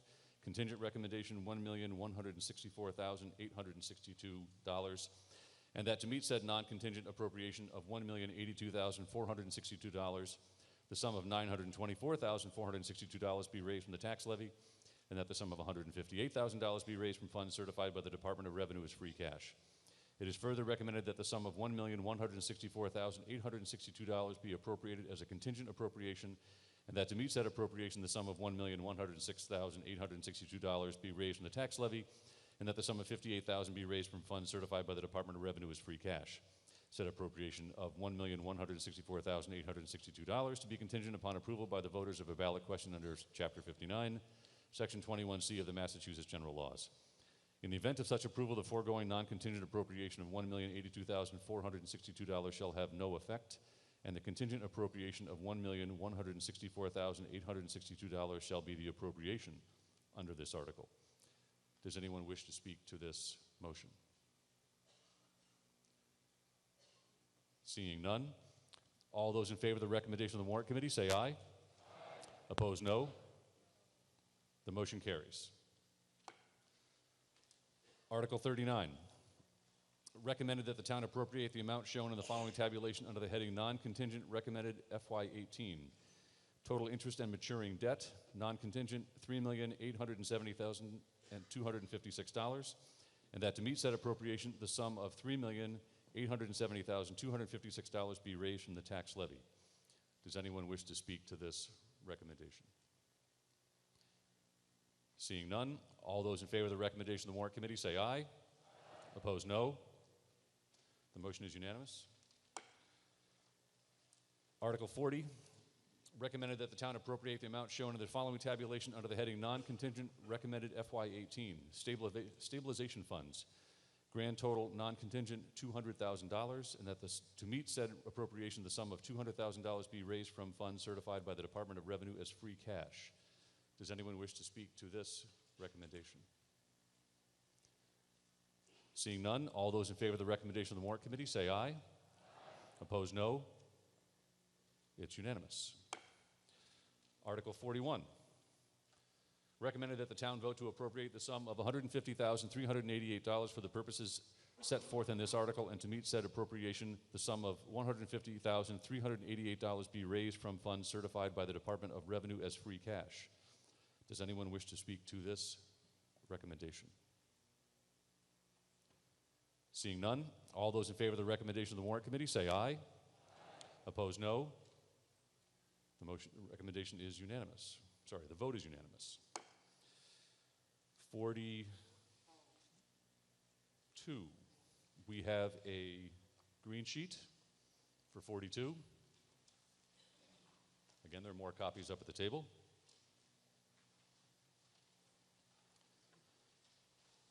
Recommended that the town appropriate the sum of $697,445 for the reserve fund for extraordinary or unforeseen expenditures for the 12-month period beginning July 1, 2017, and that to meet said appropriation, the sum of $250,000 be raised from the tax levy, and $50,000 be raised from funds released from the overlay reserve, and $397,445 be transferred from funds appropriated under Article 35, Annual Town Meeting 2016 Reserve Fund. Yes, Mr. Neely.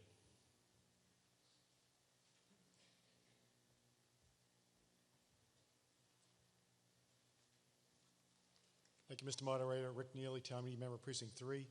This is the backside of the discussion we had the other night on the veterans budget. And as I told you then, I would have an amendment on this, which is to fund the $10,000 that we spoke about the other night. So the motion I have here is a motion to amend the recommendation by decreasing the recommended sum by $10,000 and by decreasing the sum to be raised from the tax rate from $250,000 to $240,000. And again, the background on this was veterans benefits. Those are benefits that our veterans are entitled to, and that we would be coming back to the same reserve fund to pay those benefits. So this is just simply the housekeeping needed to clean up what we voted the other night. Thank you, Mr. Moderator. I hear a second. Does anyone wish to speak to the motion to amend? Seeing none, all those in favor of accepting... I'm sorry, I didn't get the vote. Once again, pardon me. You guys are ready, though. There you go. Sorry, I should have got with Mr. Neely beforehand, but oops.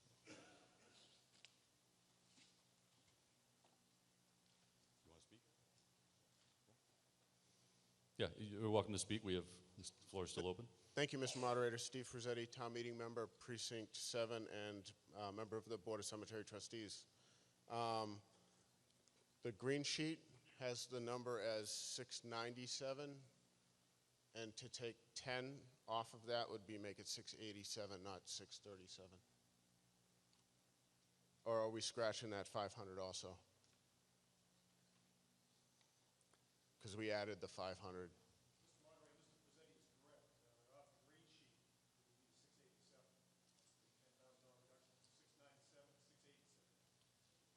So perhaps you could come to the mic and just, while Mr. Beaupre is polling.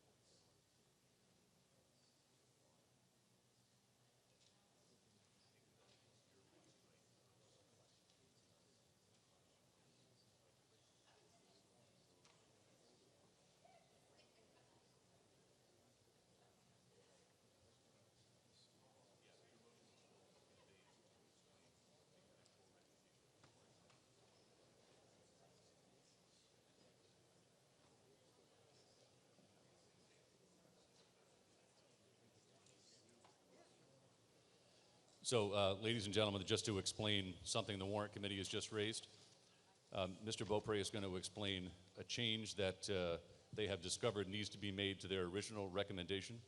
Since Mr. Neely's motion did not specify the figures that are about to be changed, I'm just going to hold his motion in abeyance until we get the correct language on your green sheet and the numbers set. Once everyone understands that, I'll ask Mr. Neely to just make his motion against this, and then we'll continue on with Mr. Neely's motion to amend. So, Mr. Beaupre, would you explain your change? Okay.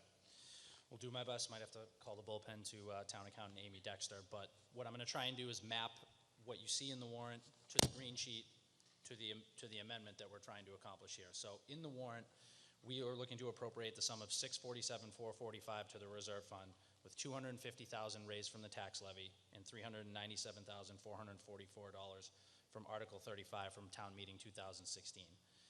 Following the printing of the warrant, we learned from the Chief Assessor that $60,000 additional funds would be released to the overlay fund. And as we voted in Article 21, we allocated $10,000 to snow removal in DPW. And so we attempted to put the remaining $50,000 into the reserve fund. However, we misinterpreted the bylaws, which require that you cannot increase the recommendation over the request without the approval, without notification of the town. And due to the time constraint, we thought that meant town meeting, so that is incorrect. So that number, 697,445, should come back down to the original 647,445. And to accommodate the amendment for Mr. Neely, we will only be raising from the tax levy 240,000. The 397,445 remains the same, and the town, we will appropriate the sum of 637,445 to the reserve fund. I hope that makes sense. If not, Amy can backfill some details. But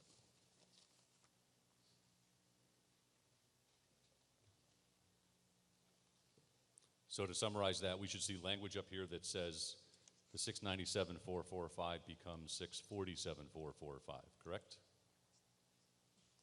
Does everyone understand that?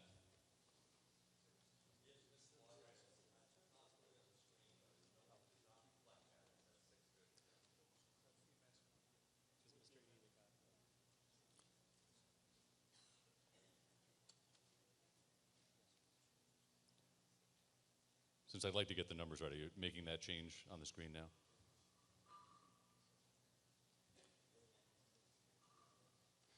While they're doing that, just want to make sure everyone understands what the impact is. So we're taking that 697, we're making it 647. If everyone's got that. 637, right. So, Mr. Moderator, I would agree that the motion I've made to reduce by $10,000 would make the new number 637,445. Right, so two things happened. The warrant committee said, made a mistake. It's got to be, what we should have printed is 647.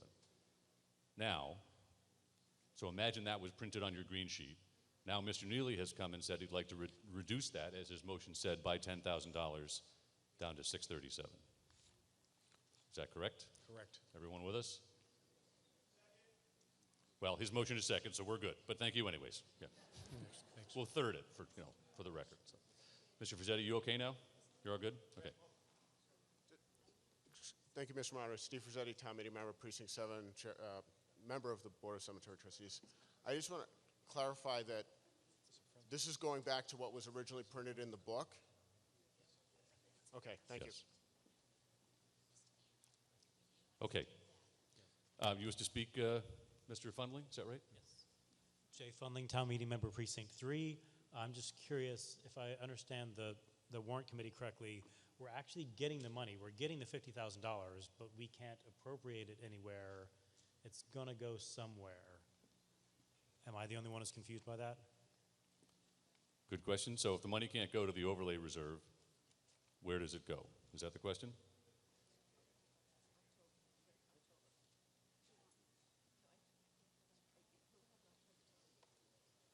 we will appropriate it in October during the fall town meeting.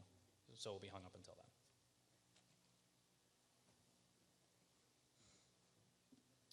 Mr. Mullen? Peter Mullen, Precinct 2.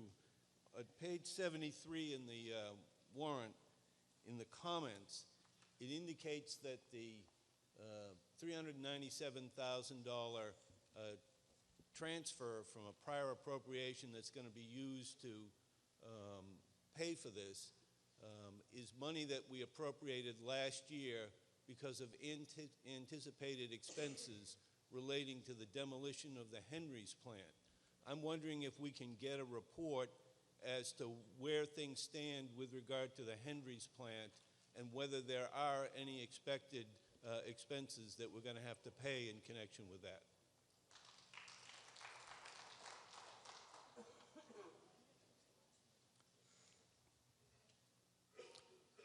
Ms. Conlon, do you have that answer on the Henry's plant?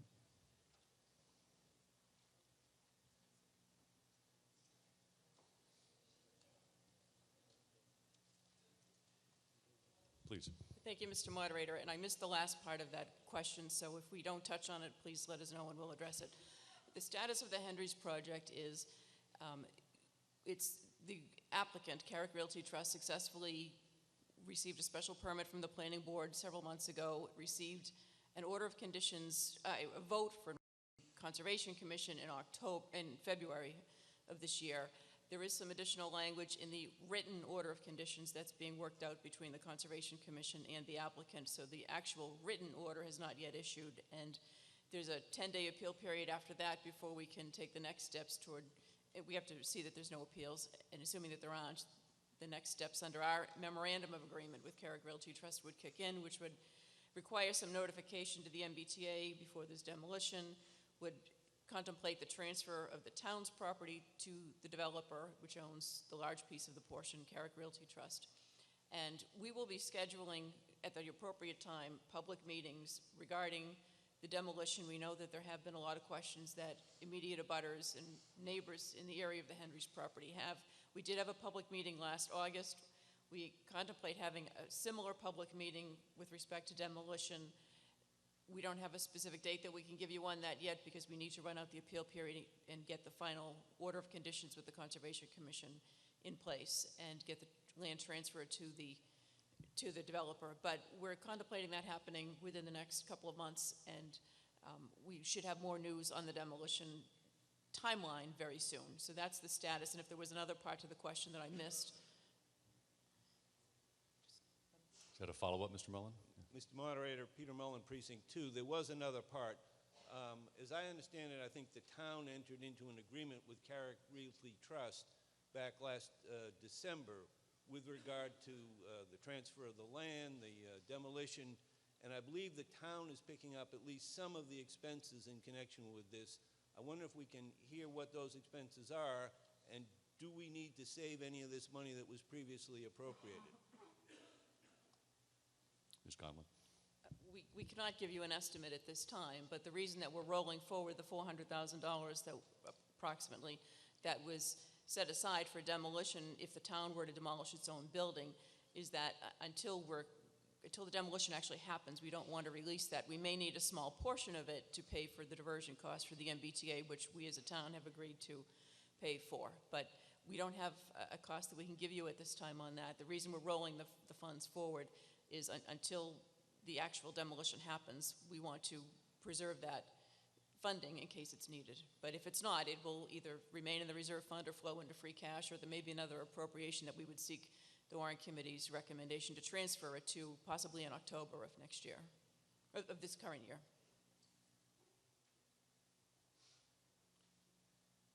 Now a follow-up to the other part of the question that was not answered. Okay. Peter Mullen, Precinct 2.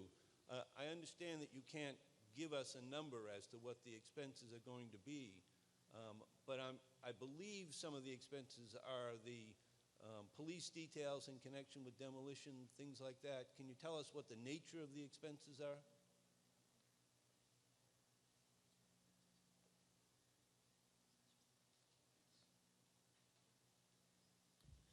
It is just the MBTA diversion cost. It is not the police details. So, warrant committee, did you approve the motion as amended? Okay. I know there was a lot that was offered as a friendly amendment, but since it's related to a prior article, I'd like to be official. So, if there's no other speakers, all those in favor of the motion to amend as submitted by Mr. Neely, please signify by saying aye. Aye. Opposed, no. It's unanimous. Now, we have the main article, which has now been amended. Would anyone like to speak to the main article? No. All those in favor of the motion of the recommendation of the warrant committee as amended, say aye. Aye. Opposed, no. It's unanimous.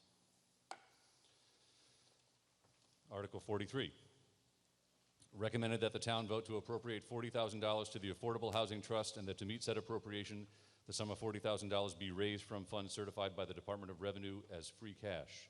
Does anyone wish to speak to this article? Yes, sir, Mr. Fay.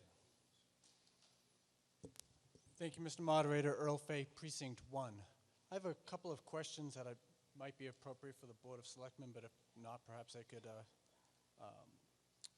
find the answer somewhere else for me, please. One would be the current status of the affordable housing stock in Milton.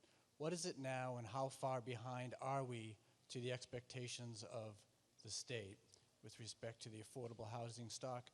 And my other question is, I'm very interested in the comments that states that on February 28th of this year, the fund had $10,599. in the account. And I'm curious if you could tell me where the money came from, other than previous town meeting allocations. How many developers have contributed to the fund and how much they've contributed? Thank you.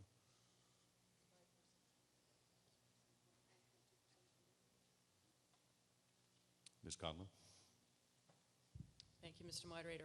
We're currently at approximately 5% of housing units that are affordable. 5% of our housing stock represents affordable units. There is a second test, which is based on land area, not units. We're at approximately 1.2% on that test off the top of our heads. The funds that are in the Affordable Housing Trust now have largely come from town meeting appropriations.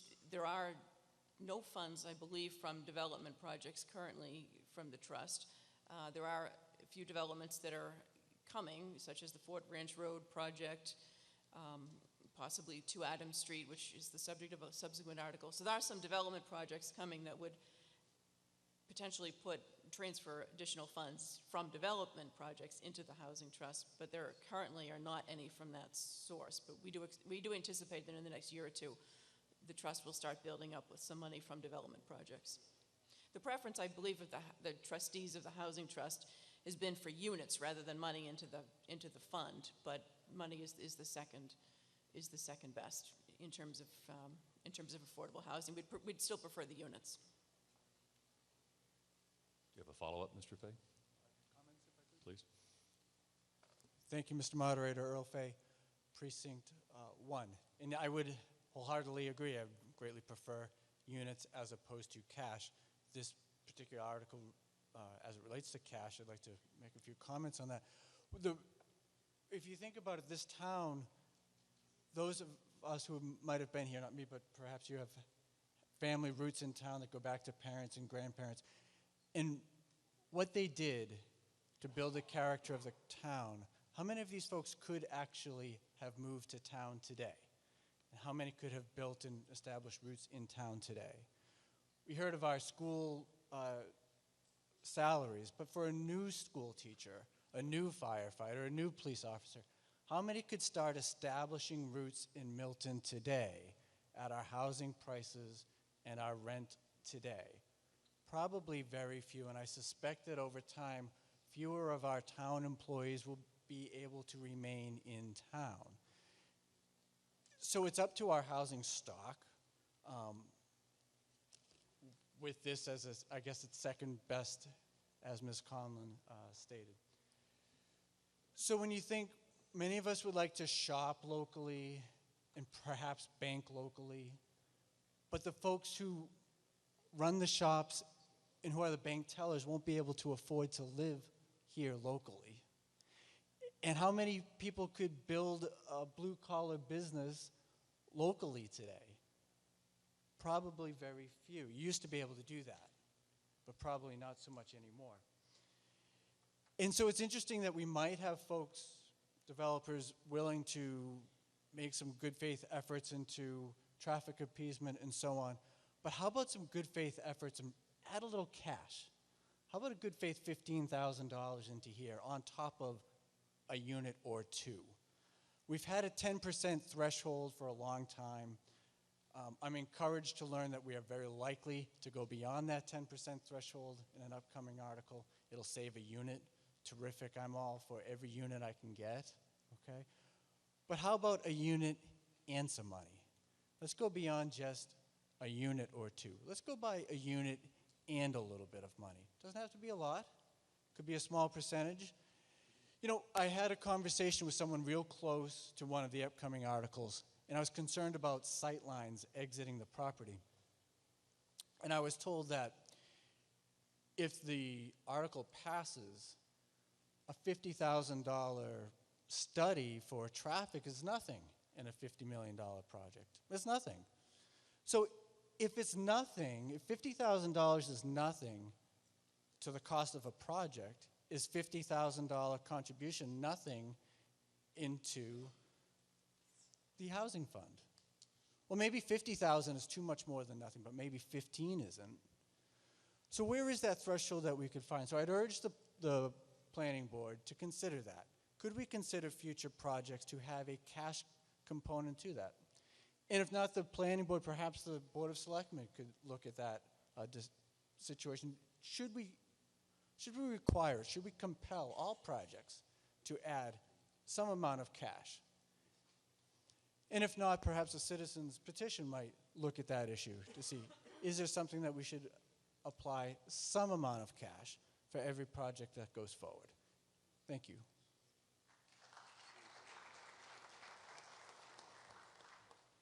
Anyone else like to speak to this motion? All in favor of the recommendation of the warrant committee, please say aye. Aye. Opposed, no. The motion carries.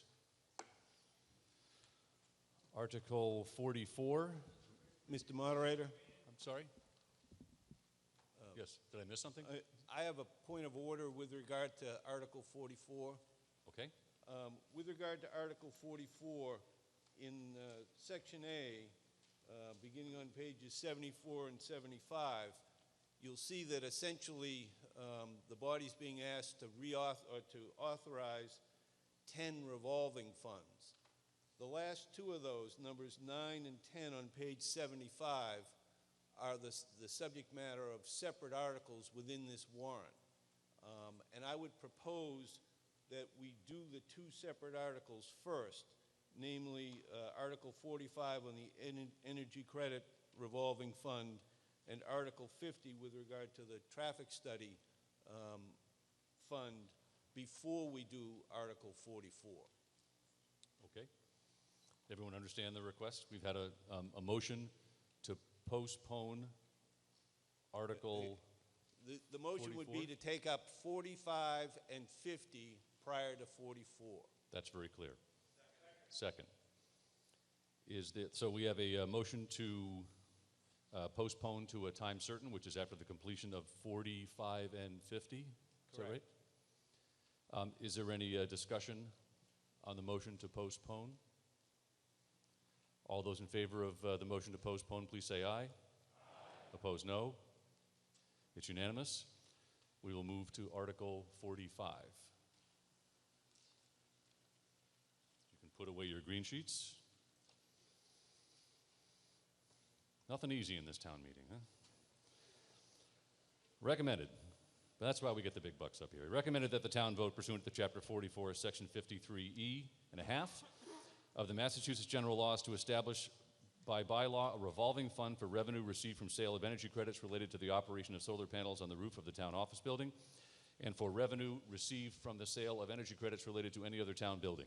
To authorize the Consolidated Facilities Director with the approval of the town administrator to expend money from such revolving fund for energy conservation improvements at any town building, and to limit to $10,000 the total amount which may be expended from such fund during the fiscal year beginning July 1, 2017. The text of the proposed bylaw is included in the recommendation for Article 44, as Mr. Mullen pointed out. Would anyone like to speak to this recommendation? Mr. Mullen. Peter Mullen, Precinct 2. With regard to each one of these revolving funds, when we set up a revolving fund, we essentially say there's a stream of income that the town has, and we're going to set that aside for a special purpose. It's not available to the general fund. It's not generally available for all the needs of the town. I think this started, the first revolving fund that we had was with the park department, and it was fees that were coming in connection with park department programs. We've had a proliferation of revolving funds over the years. There's proposals to add 2 more today. I think the body has to be aware that there's a cost to each one of these revolving funds. It means all the other things that the town does, that money that comes in that stream is not available for those needs. Before we vote on creating this energy credit revolving fund, I think we need to have some sense as to how much money are we talking about? And is there some reason why this money needs to be set aside only for the purposes set here, or whether it should just be in the general fund, and as needs arise for building maintenance, they would come before the body and be paid out of the general fund. Thank you. Would anyone else like to speak to this recommendation? I'm sorry, was that a question? I'm wondering if I can get an answer to the question as to the estimates of the fees. Ah, sorry, okay.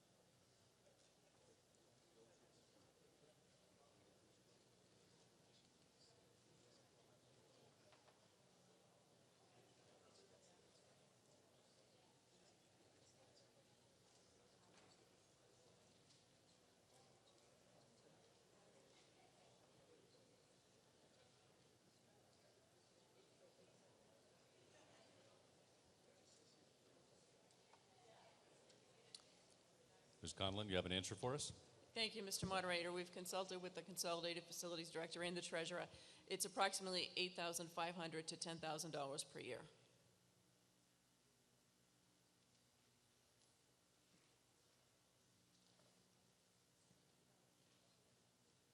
Does anyone else wish to speak to this recommendation? All those in favor of the recommendation of the Warrant Committee say aye. Aye. Opposed, no. The motion carries. By the way, we'll go through 46 through 50, then come back to 44. Article 46. Recommended that the town vote to accept the provisions of Chapter 33, Section 59 of the Massachusetts General Laws as amended regarding pay to town employees during military leave of absence. Does anyone wish to speak to this recommendation? Yes, Mr. Burns. Thank you, Mr. Moderator. David Burns, Precinct 2, member of the Board of Selectmen. Since 2001, we've been at war, and we've had many young men and women from this town that have served on our behalf. And fortunately, we have yet to lose a life, thank God. We have 3 members of our town workforce that are reservists right now. 2 firefighters and 1 member of the DPW. This article enables us to give them the opportunity to be whole or made whole in the instance that a firefighter who is required to work, and I'm giving you an example, required to work 1 weekend a month, if he goes and does training, he loses a full day, okay? And it's required. They go 1 day on, 2 days off. So I think it's our obligation, I strongly support this article, to the men and women that serve our town, that work for our town, for the families that are out there sacrificing every day on our behalf. So I strongly urge you to support this. I think that it's the right thing to do. Several other communities have done this, and I think it's time for Milton to do the same. Thank you.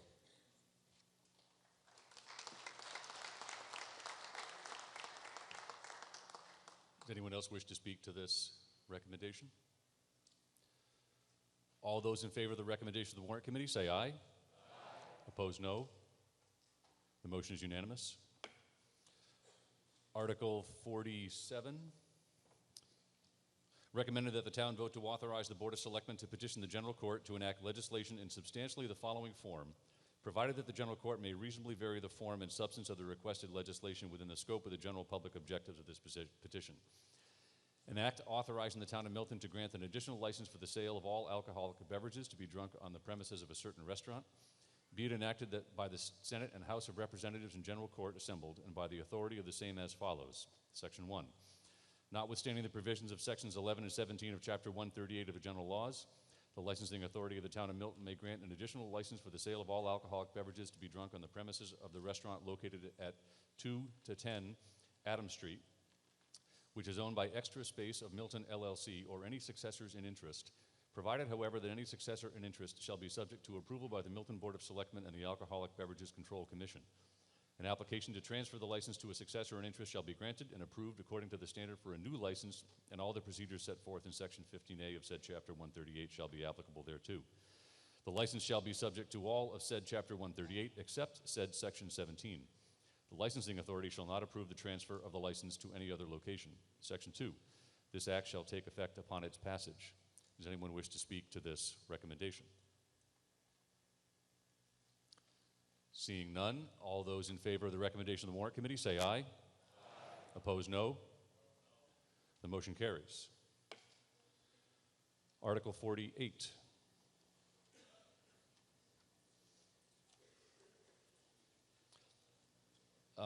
Ladies and gentlemen, I'm going to... did I miss one? 40? Sorry? 45? 46? 47, right? Sorry, was there a question? We're doing 48. Right. So what I'm going to recommend on this is to read the section you see kind of labeled 1, skip the definitions, and 2, and then go to 3. We'll skip the definitions of the whole thing. Recommended that the town vote to amend the zoning bylaw of the town of Milton by adding a new section to be assigned to the next available identifying section, letter, or number as applicable, to read as follows. Temporary moratorium on marijuana establishments and marijuana retailers. Purpose. By vote, Section 1, purpose. By vote at the state election on November 8, 2016, the voters of the Commonwealth approved a law regulating the cultivation, distribution, possession, and use of marijuana. The law provides that it is effective on December 15, 2016, and the Cannabis Control Commission is required to issue regulations regarding implementation by September 15, 2017. Currently, under the zoning bylaw, marijuana establishments and marijuana retailers are not permitted uses in the town, and any regulations promulgated by the State Cannabis Control Commission are expected to provide guidance to the town in regulating marijuana establishments and marijuana retailers. Further, the ballot measure establishes 2 important provisions that require ballot action by the town prior to the adoption of zoning. First, the town must, by ballot, determine whether it will issue licenses for marijuana establishments and marijuana retailers. And second, determine by ballot, not prior to November 6, 2018, the next biennial state election, whether to allow on-site consumption of marijuana products should the town decide to allow licenses for such facilities. The regulation of marijuana establishments and marijuana retailers raised novel and complex legal planning and public safety issues, and the town needs time to study and consider the regulation of marijuana establishments and marijuana retailers and address such novel and complex issues, as well as to address the potential impact of the state regulations on local zoning and to undertake a planning process to consider amending the zoning bylaw regarding regulation of marijuana establishments and marijuana retailers and other uses related to the regulation of marijuana. Pardon me? Okay, we have a motion to waive the rest of the readings. Is there a second? All approved say aye. Aye. Opposed, no. We will waive the reading. By the way, when something controversial comes up, I'll tend to read unless you direct me otherwise. So, in that case, this will require a 2/3 vote. Does anyone wish to speak to this recommendation? We'll start with not Chairman, pardon me, the Planning Board, Mr. Whiteside. The Planning Board, or Alexander Whiteside, Town Meeting Member, Precinct 9, acting for the Planning Board.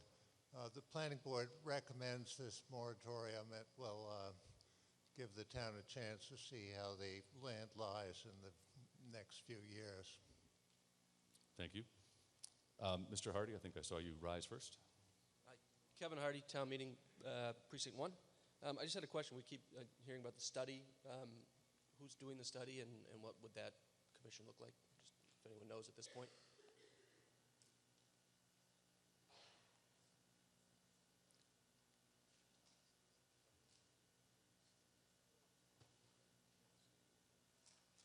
Ms. Conlon?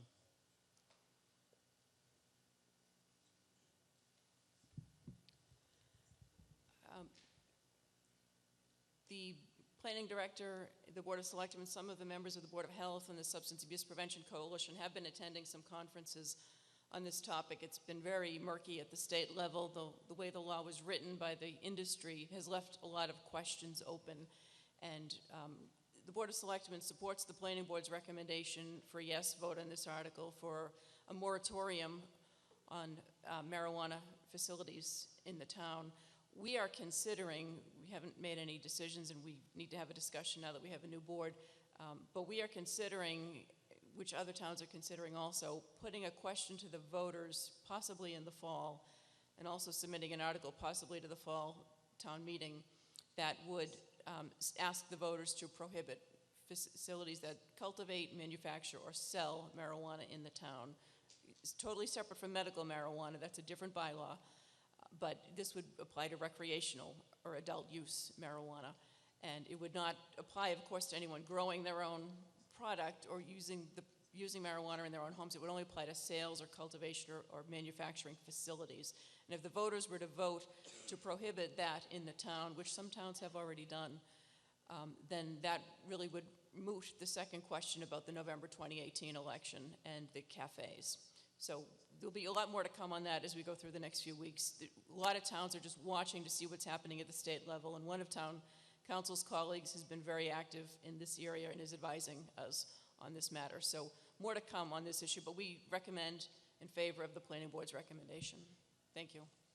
But Ms. Conlon, did you answer the question on the study, I think Mr. Hardy asked? We are studying it. We've been to a number of conferences, and really, most communities are waiting to see what's happening at the state because there are bills pending up at the legislature, several of them, and the language is very unclear.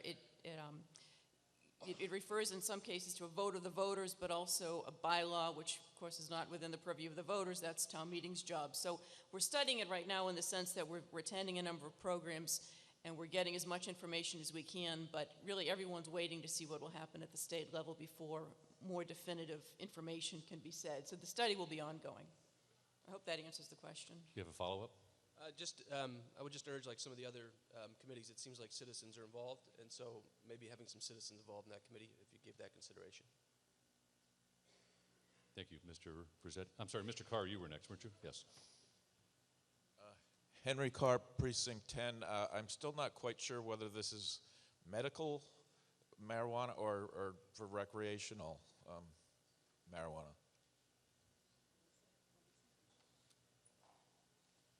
Ms. Conlon? We'll go to Ms. Conlon for questions about marijuana from now on. Thank you. It's, or Mr. Whiteside. It's recreational. We already have a medical marijuana bylaw on the books that we put into place after a moratorium similar to what we have under consideration now. So we have a bylaw that governs that. We actually had a few months ago a medical marijuana company that looked to us for a letter to support their proposed facility in town, which we did not vote to support. But we have an existing bylaw on medical. This would strictly be recreational. Mr. Frizzetti, I think you were next. Thank you, Mr. Moderator. Steve Frizzetti, Town Meeting Member, Precinct 7, and member of the Board of Cemetery Trustees. It is my understanding that federal law supersedes state law, and marijuana is still illegal on a federal level. I was just wondering if how that would impact what we do here in Milton.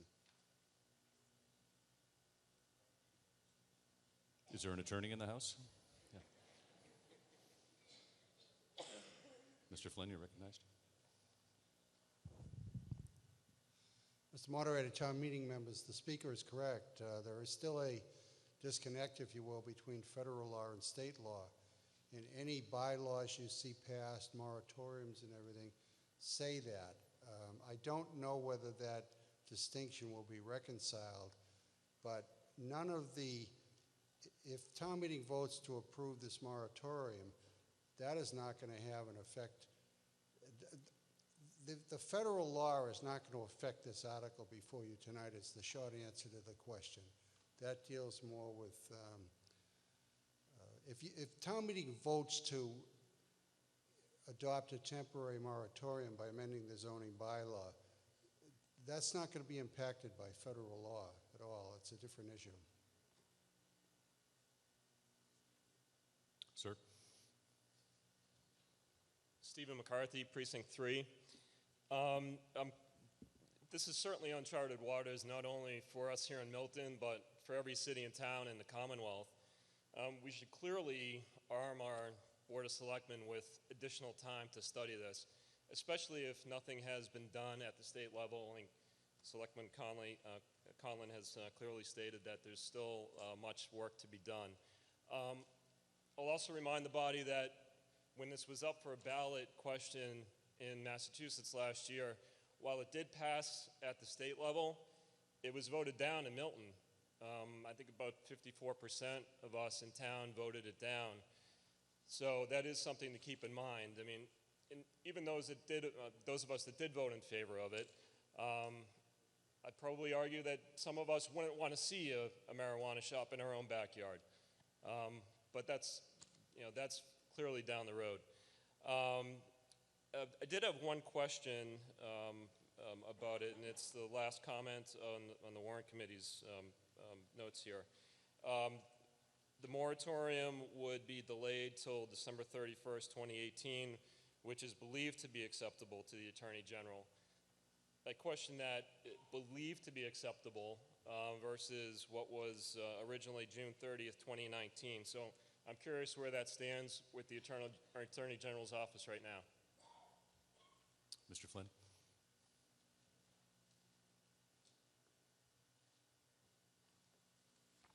Mr. Moderator, that date is based upon input from the Attorney General's office. The Chairman of the Board of Selectmen and I attended the most recent seminar on this subject, and one of the presenters was the Chief of the Municipal Law Unit from the Attorney General's office. That's the information all my colleagues are getting and all your other towns have been getting, but that was stated to all of us during that presentation that, to make a long story short, the Attorney General is saying through that office that they will not approve a moratorium that extends beyond the end of calendar year 2018. Anyone else wish to speak to this article?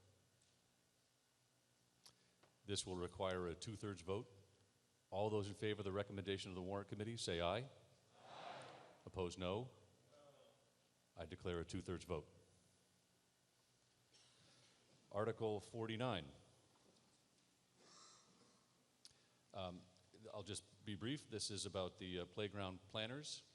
It's recommended that the town vote no appropriation at this time. I was contacted by 2 citizens who were verified as registered voters that wanted to speak to you for a few moments. We have Sarah Mabel Skillen and Kelly Sullivan Balistracci had contacted me.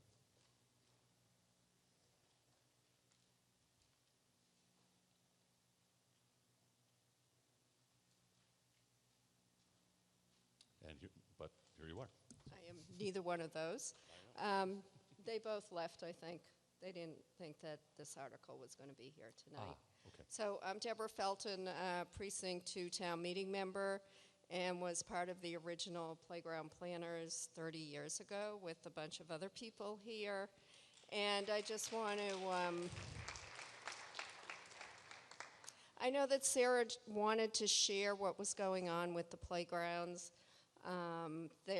Everybody needs to ride by the Shields Park playground on Elliott Street. It's just a fantastic playground, really great, and I know they're going to be doing a grand opening in June. They hope to have all the other playgrounds up and running. I'm not sure what their time frame is, but each playground is going to be a different design. So I just, on behalf of the old playground planners and the town of Milton, I want to thank them for volunteering their effort. Thank you.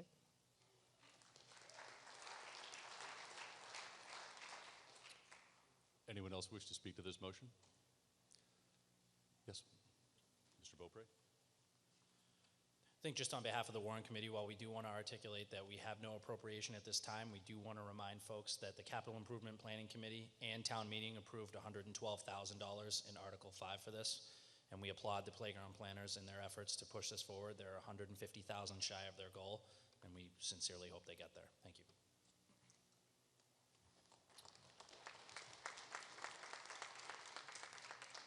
Mr. Voigt? Herb Voigt, Town Meeting Member, Precinct 2. We're very close to adjourning this evening, I believe, and I think it would be very appropriate perhaps to allow Sarah and her mate to come back and make the presentation that they wanted to make so that we could see the impact of their group. So I would like to move to table this until the first order of business at our next town meeting. Is there, I hear a second? Okay.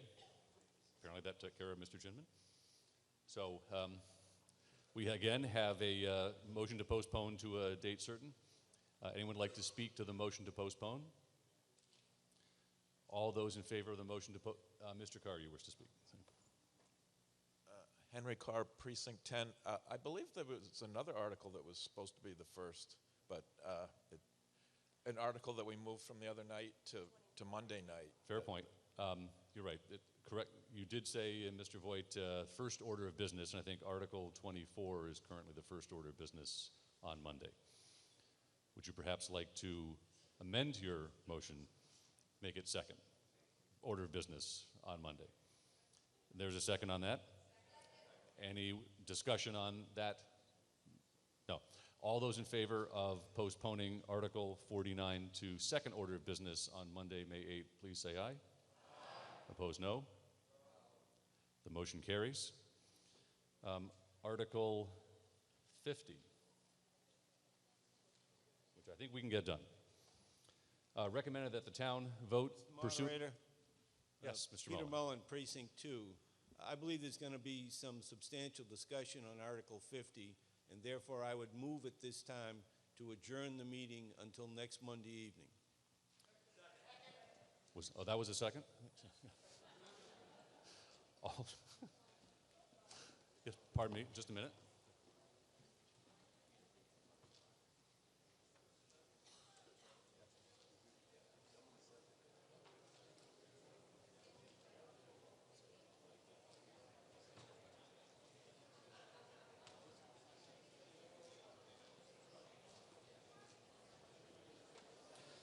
All in favor of dissolving the meeting for tonight, please say aye. Aye. Opposed, no. Meeting is, sure. Meeting is dissolved until Monday. So.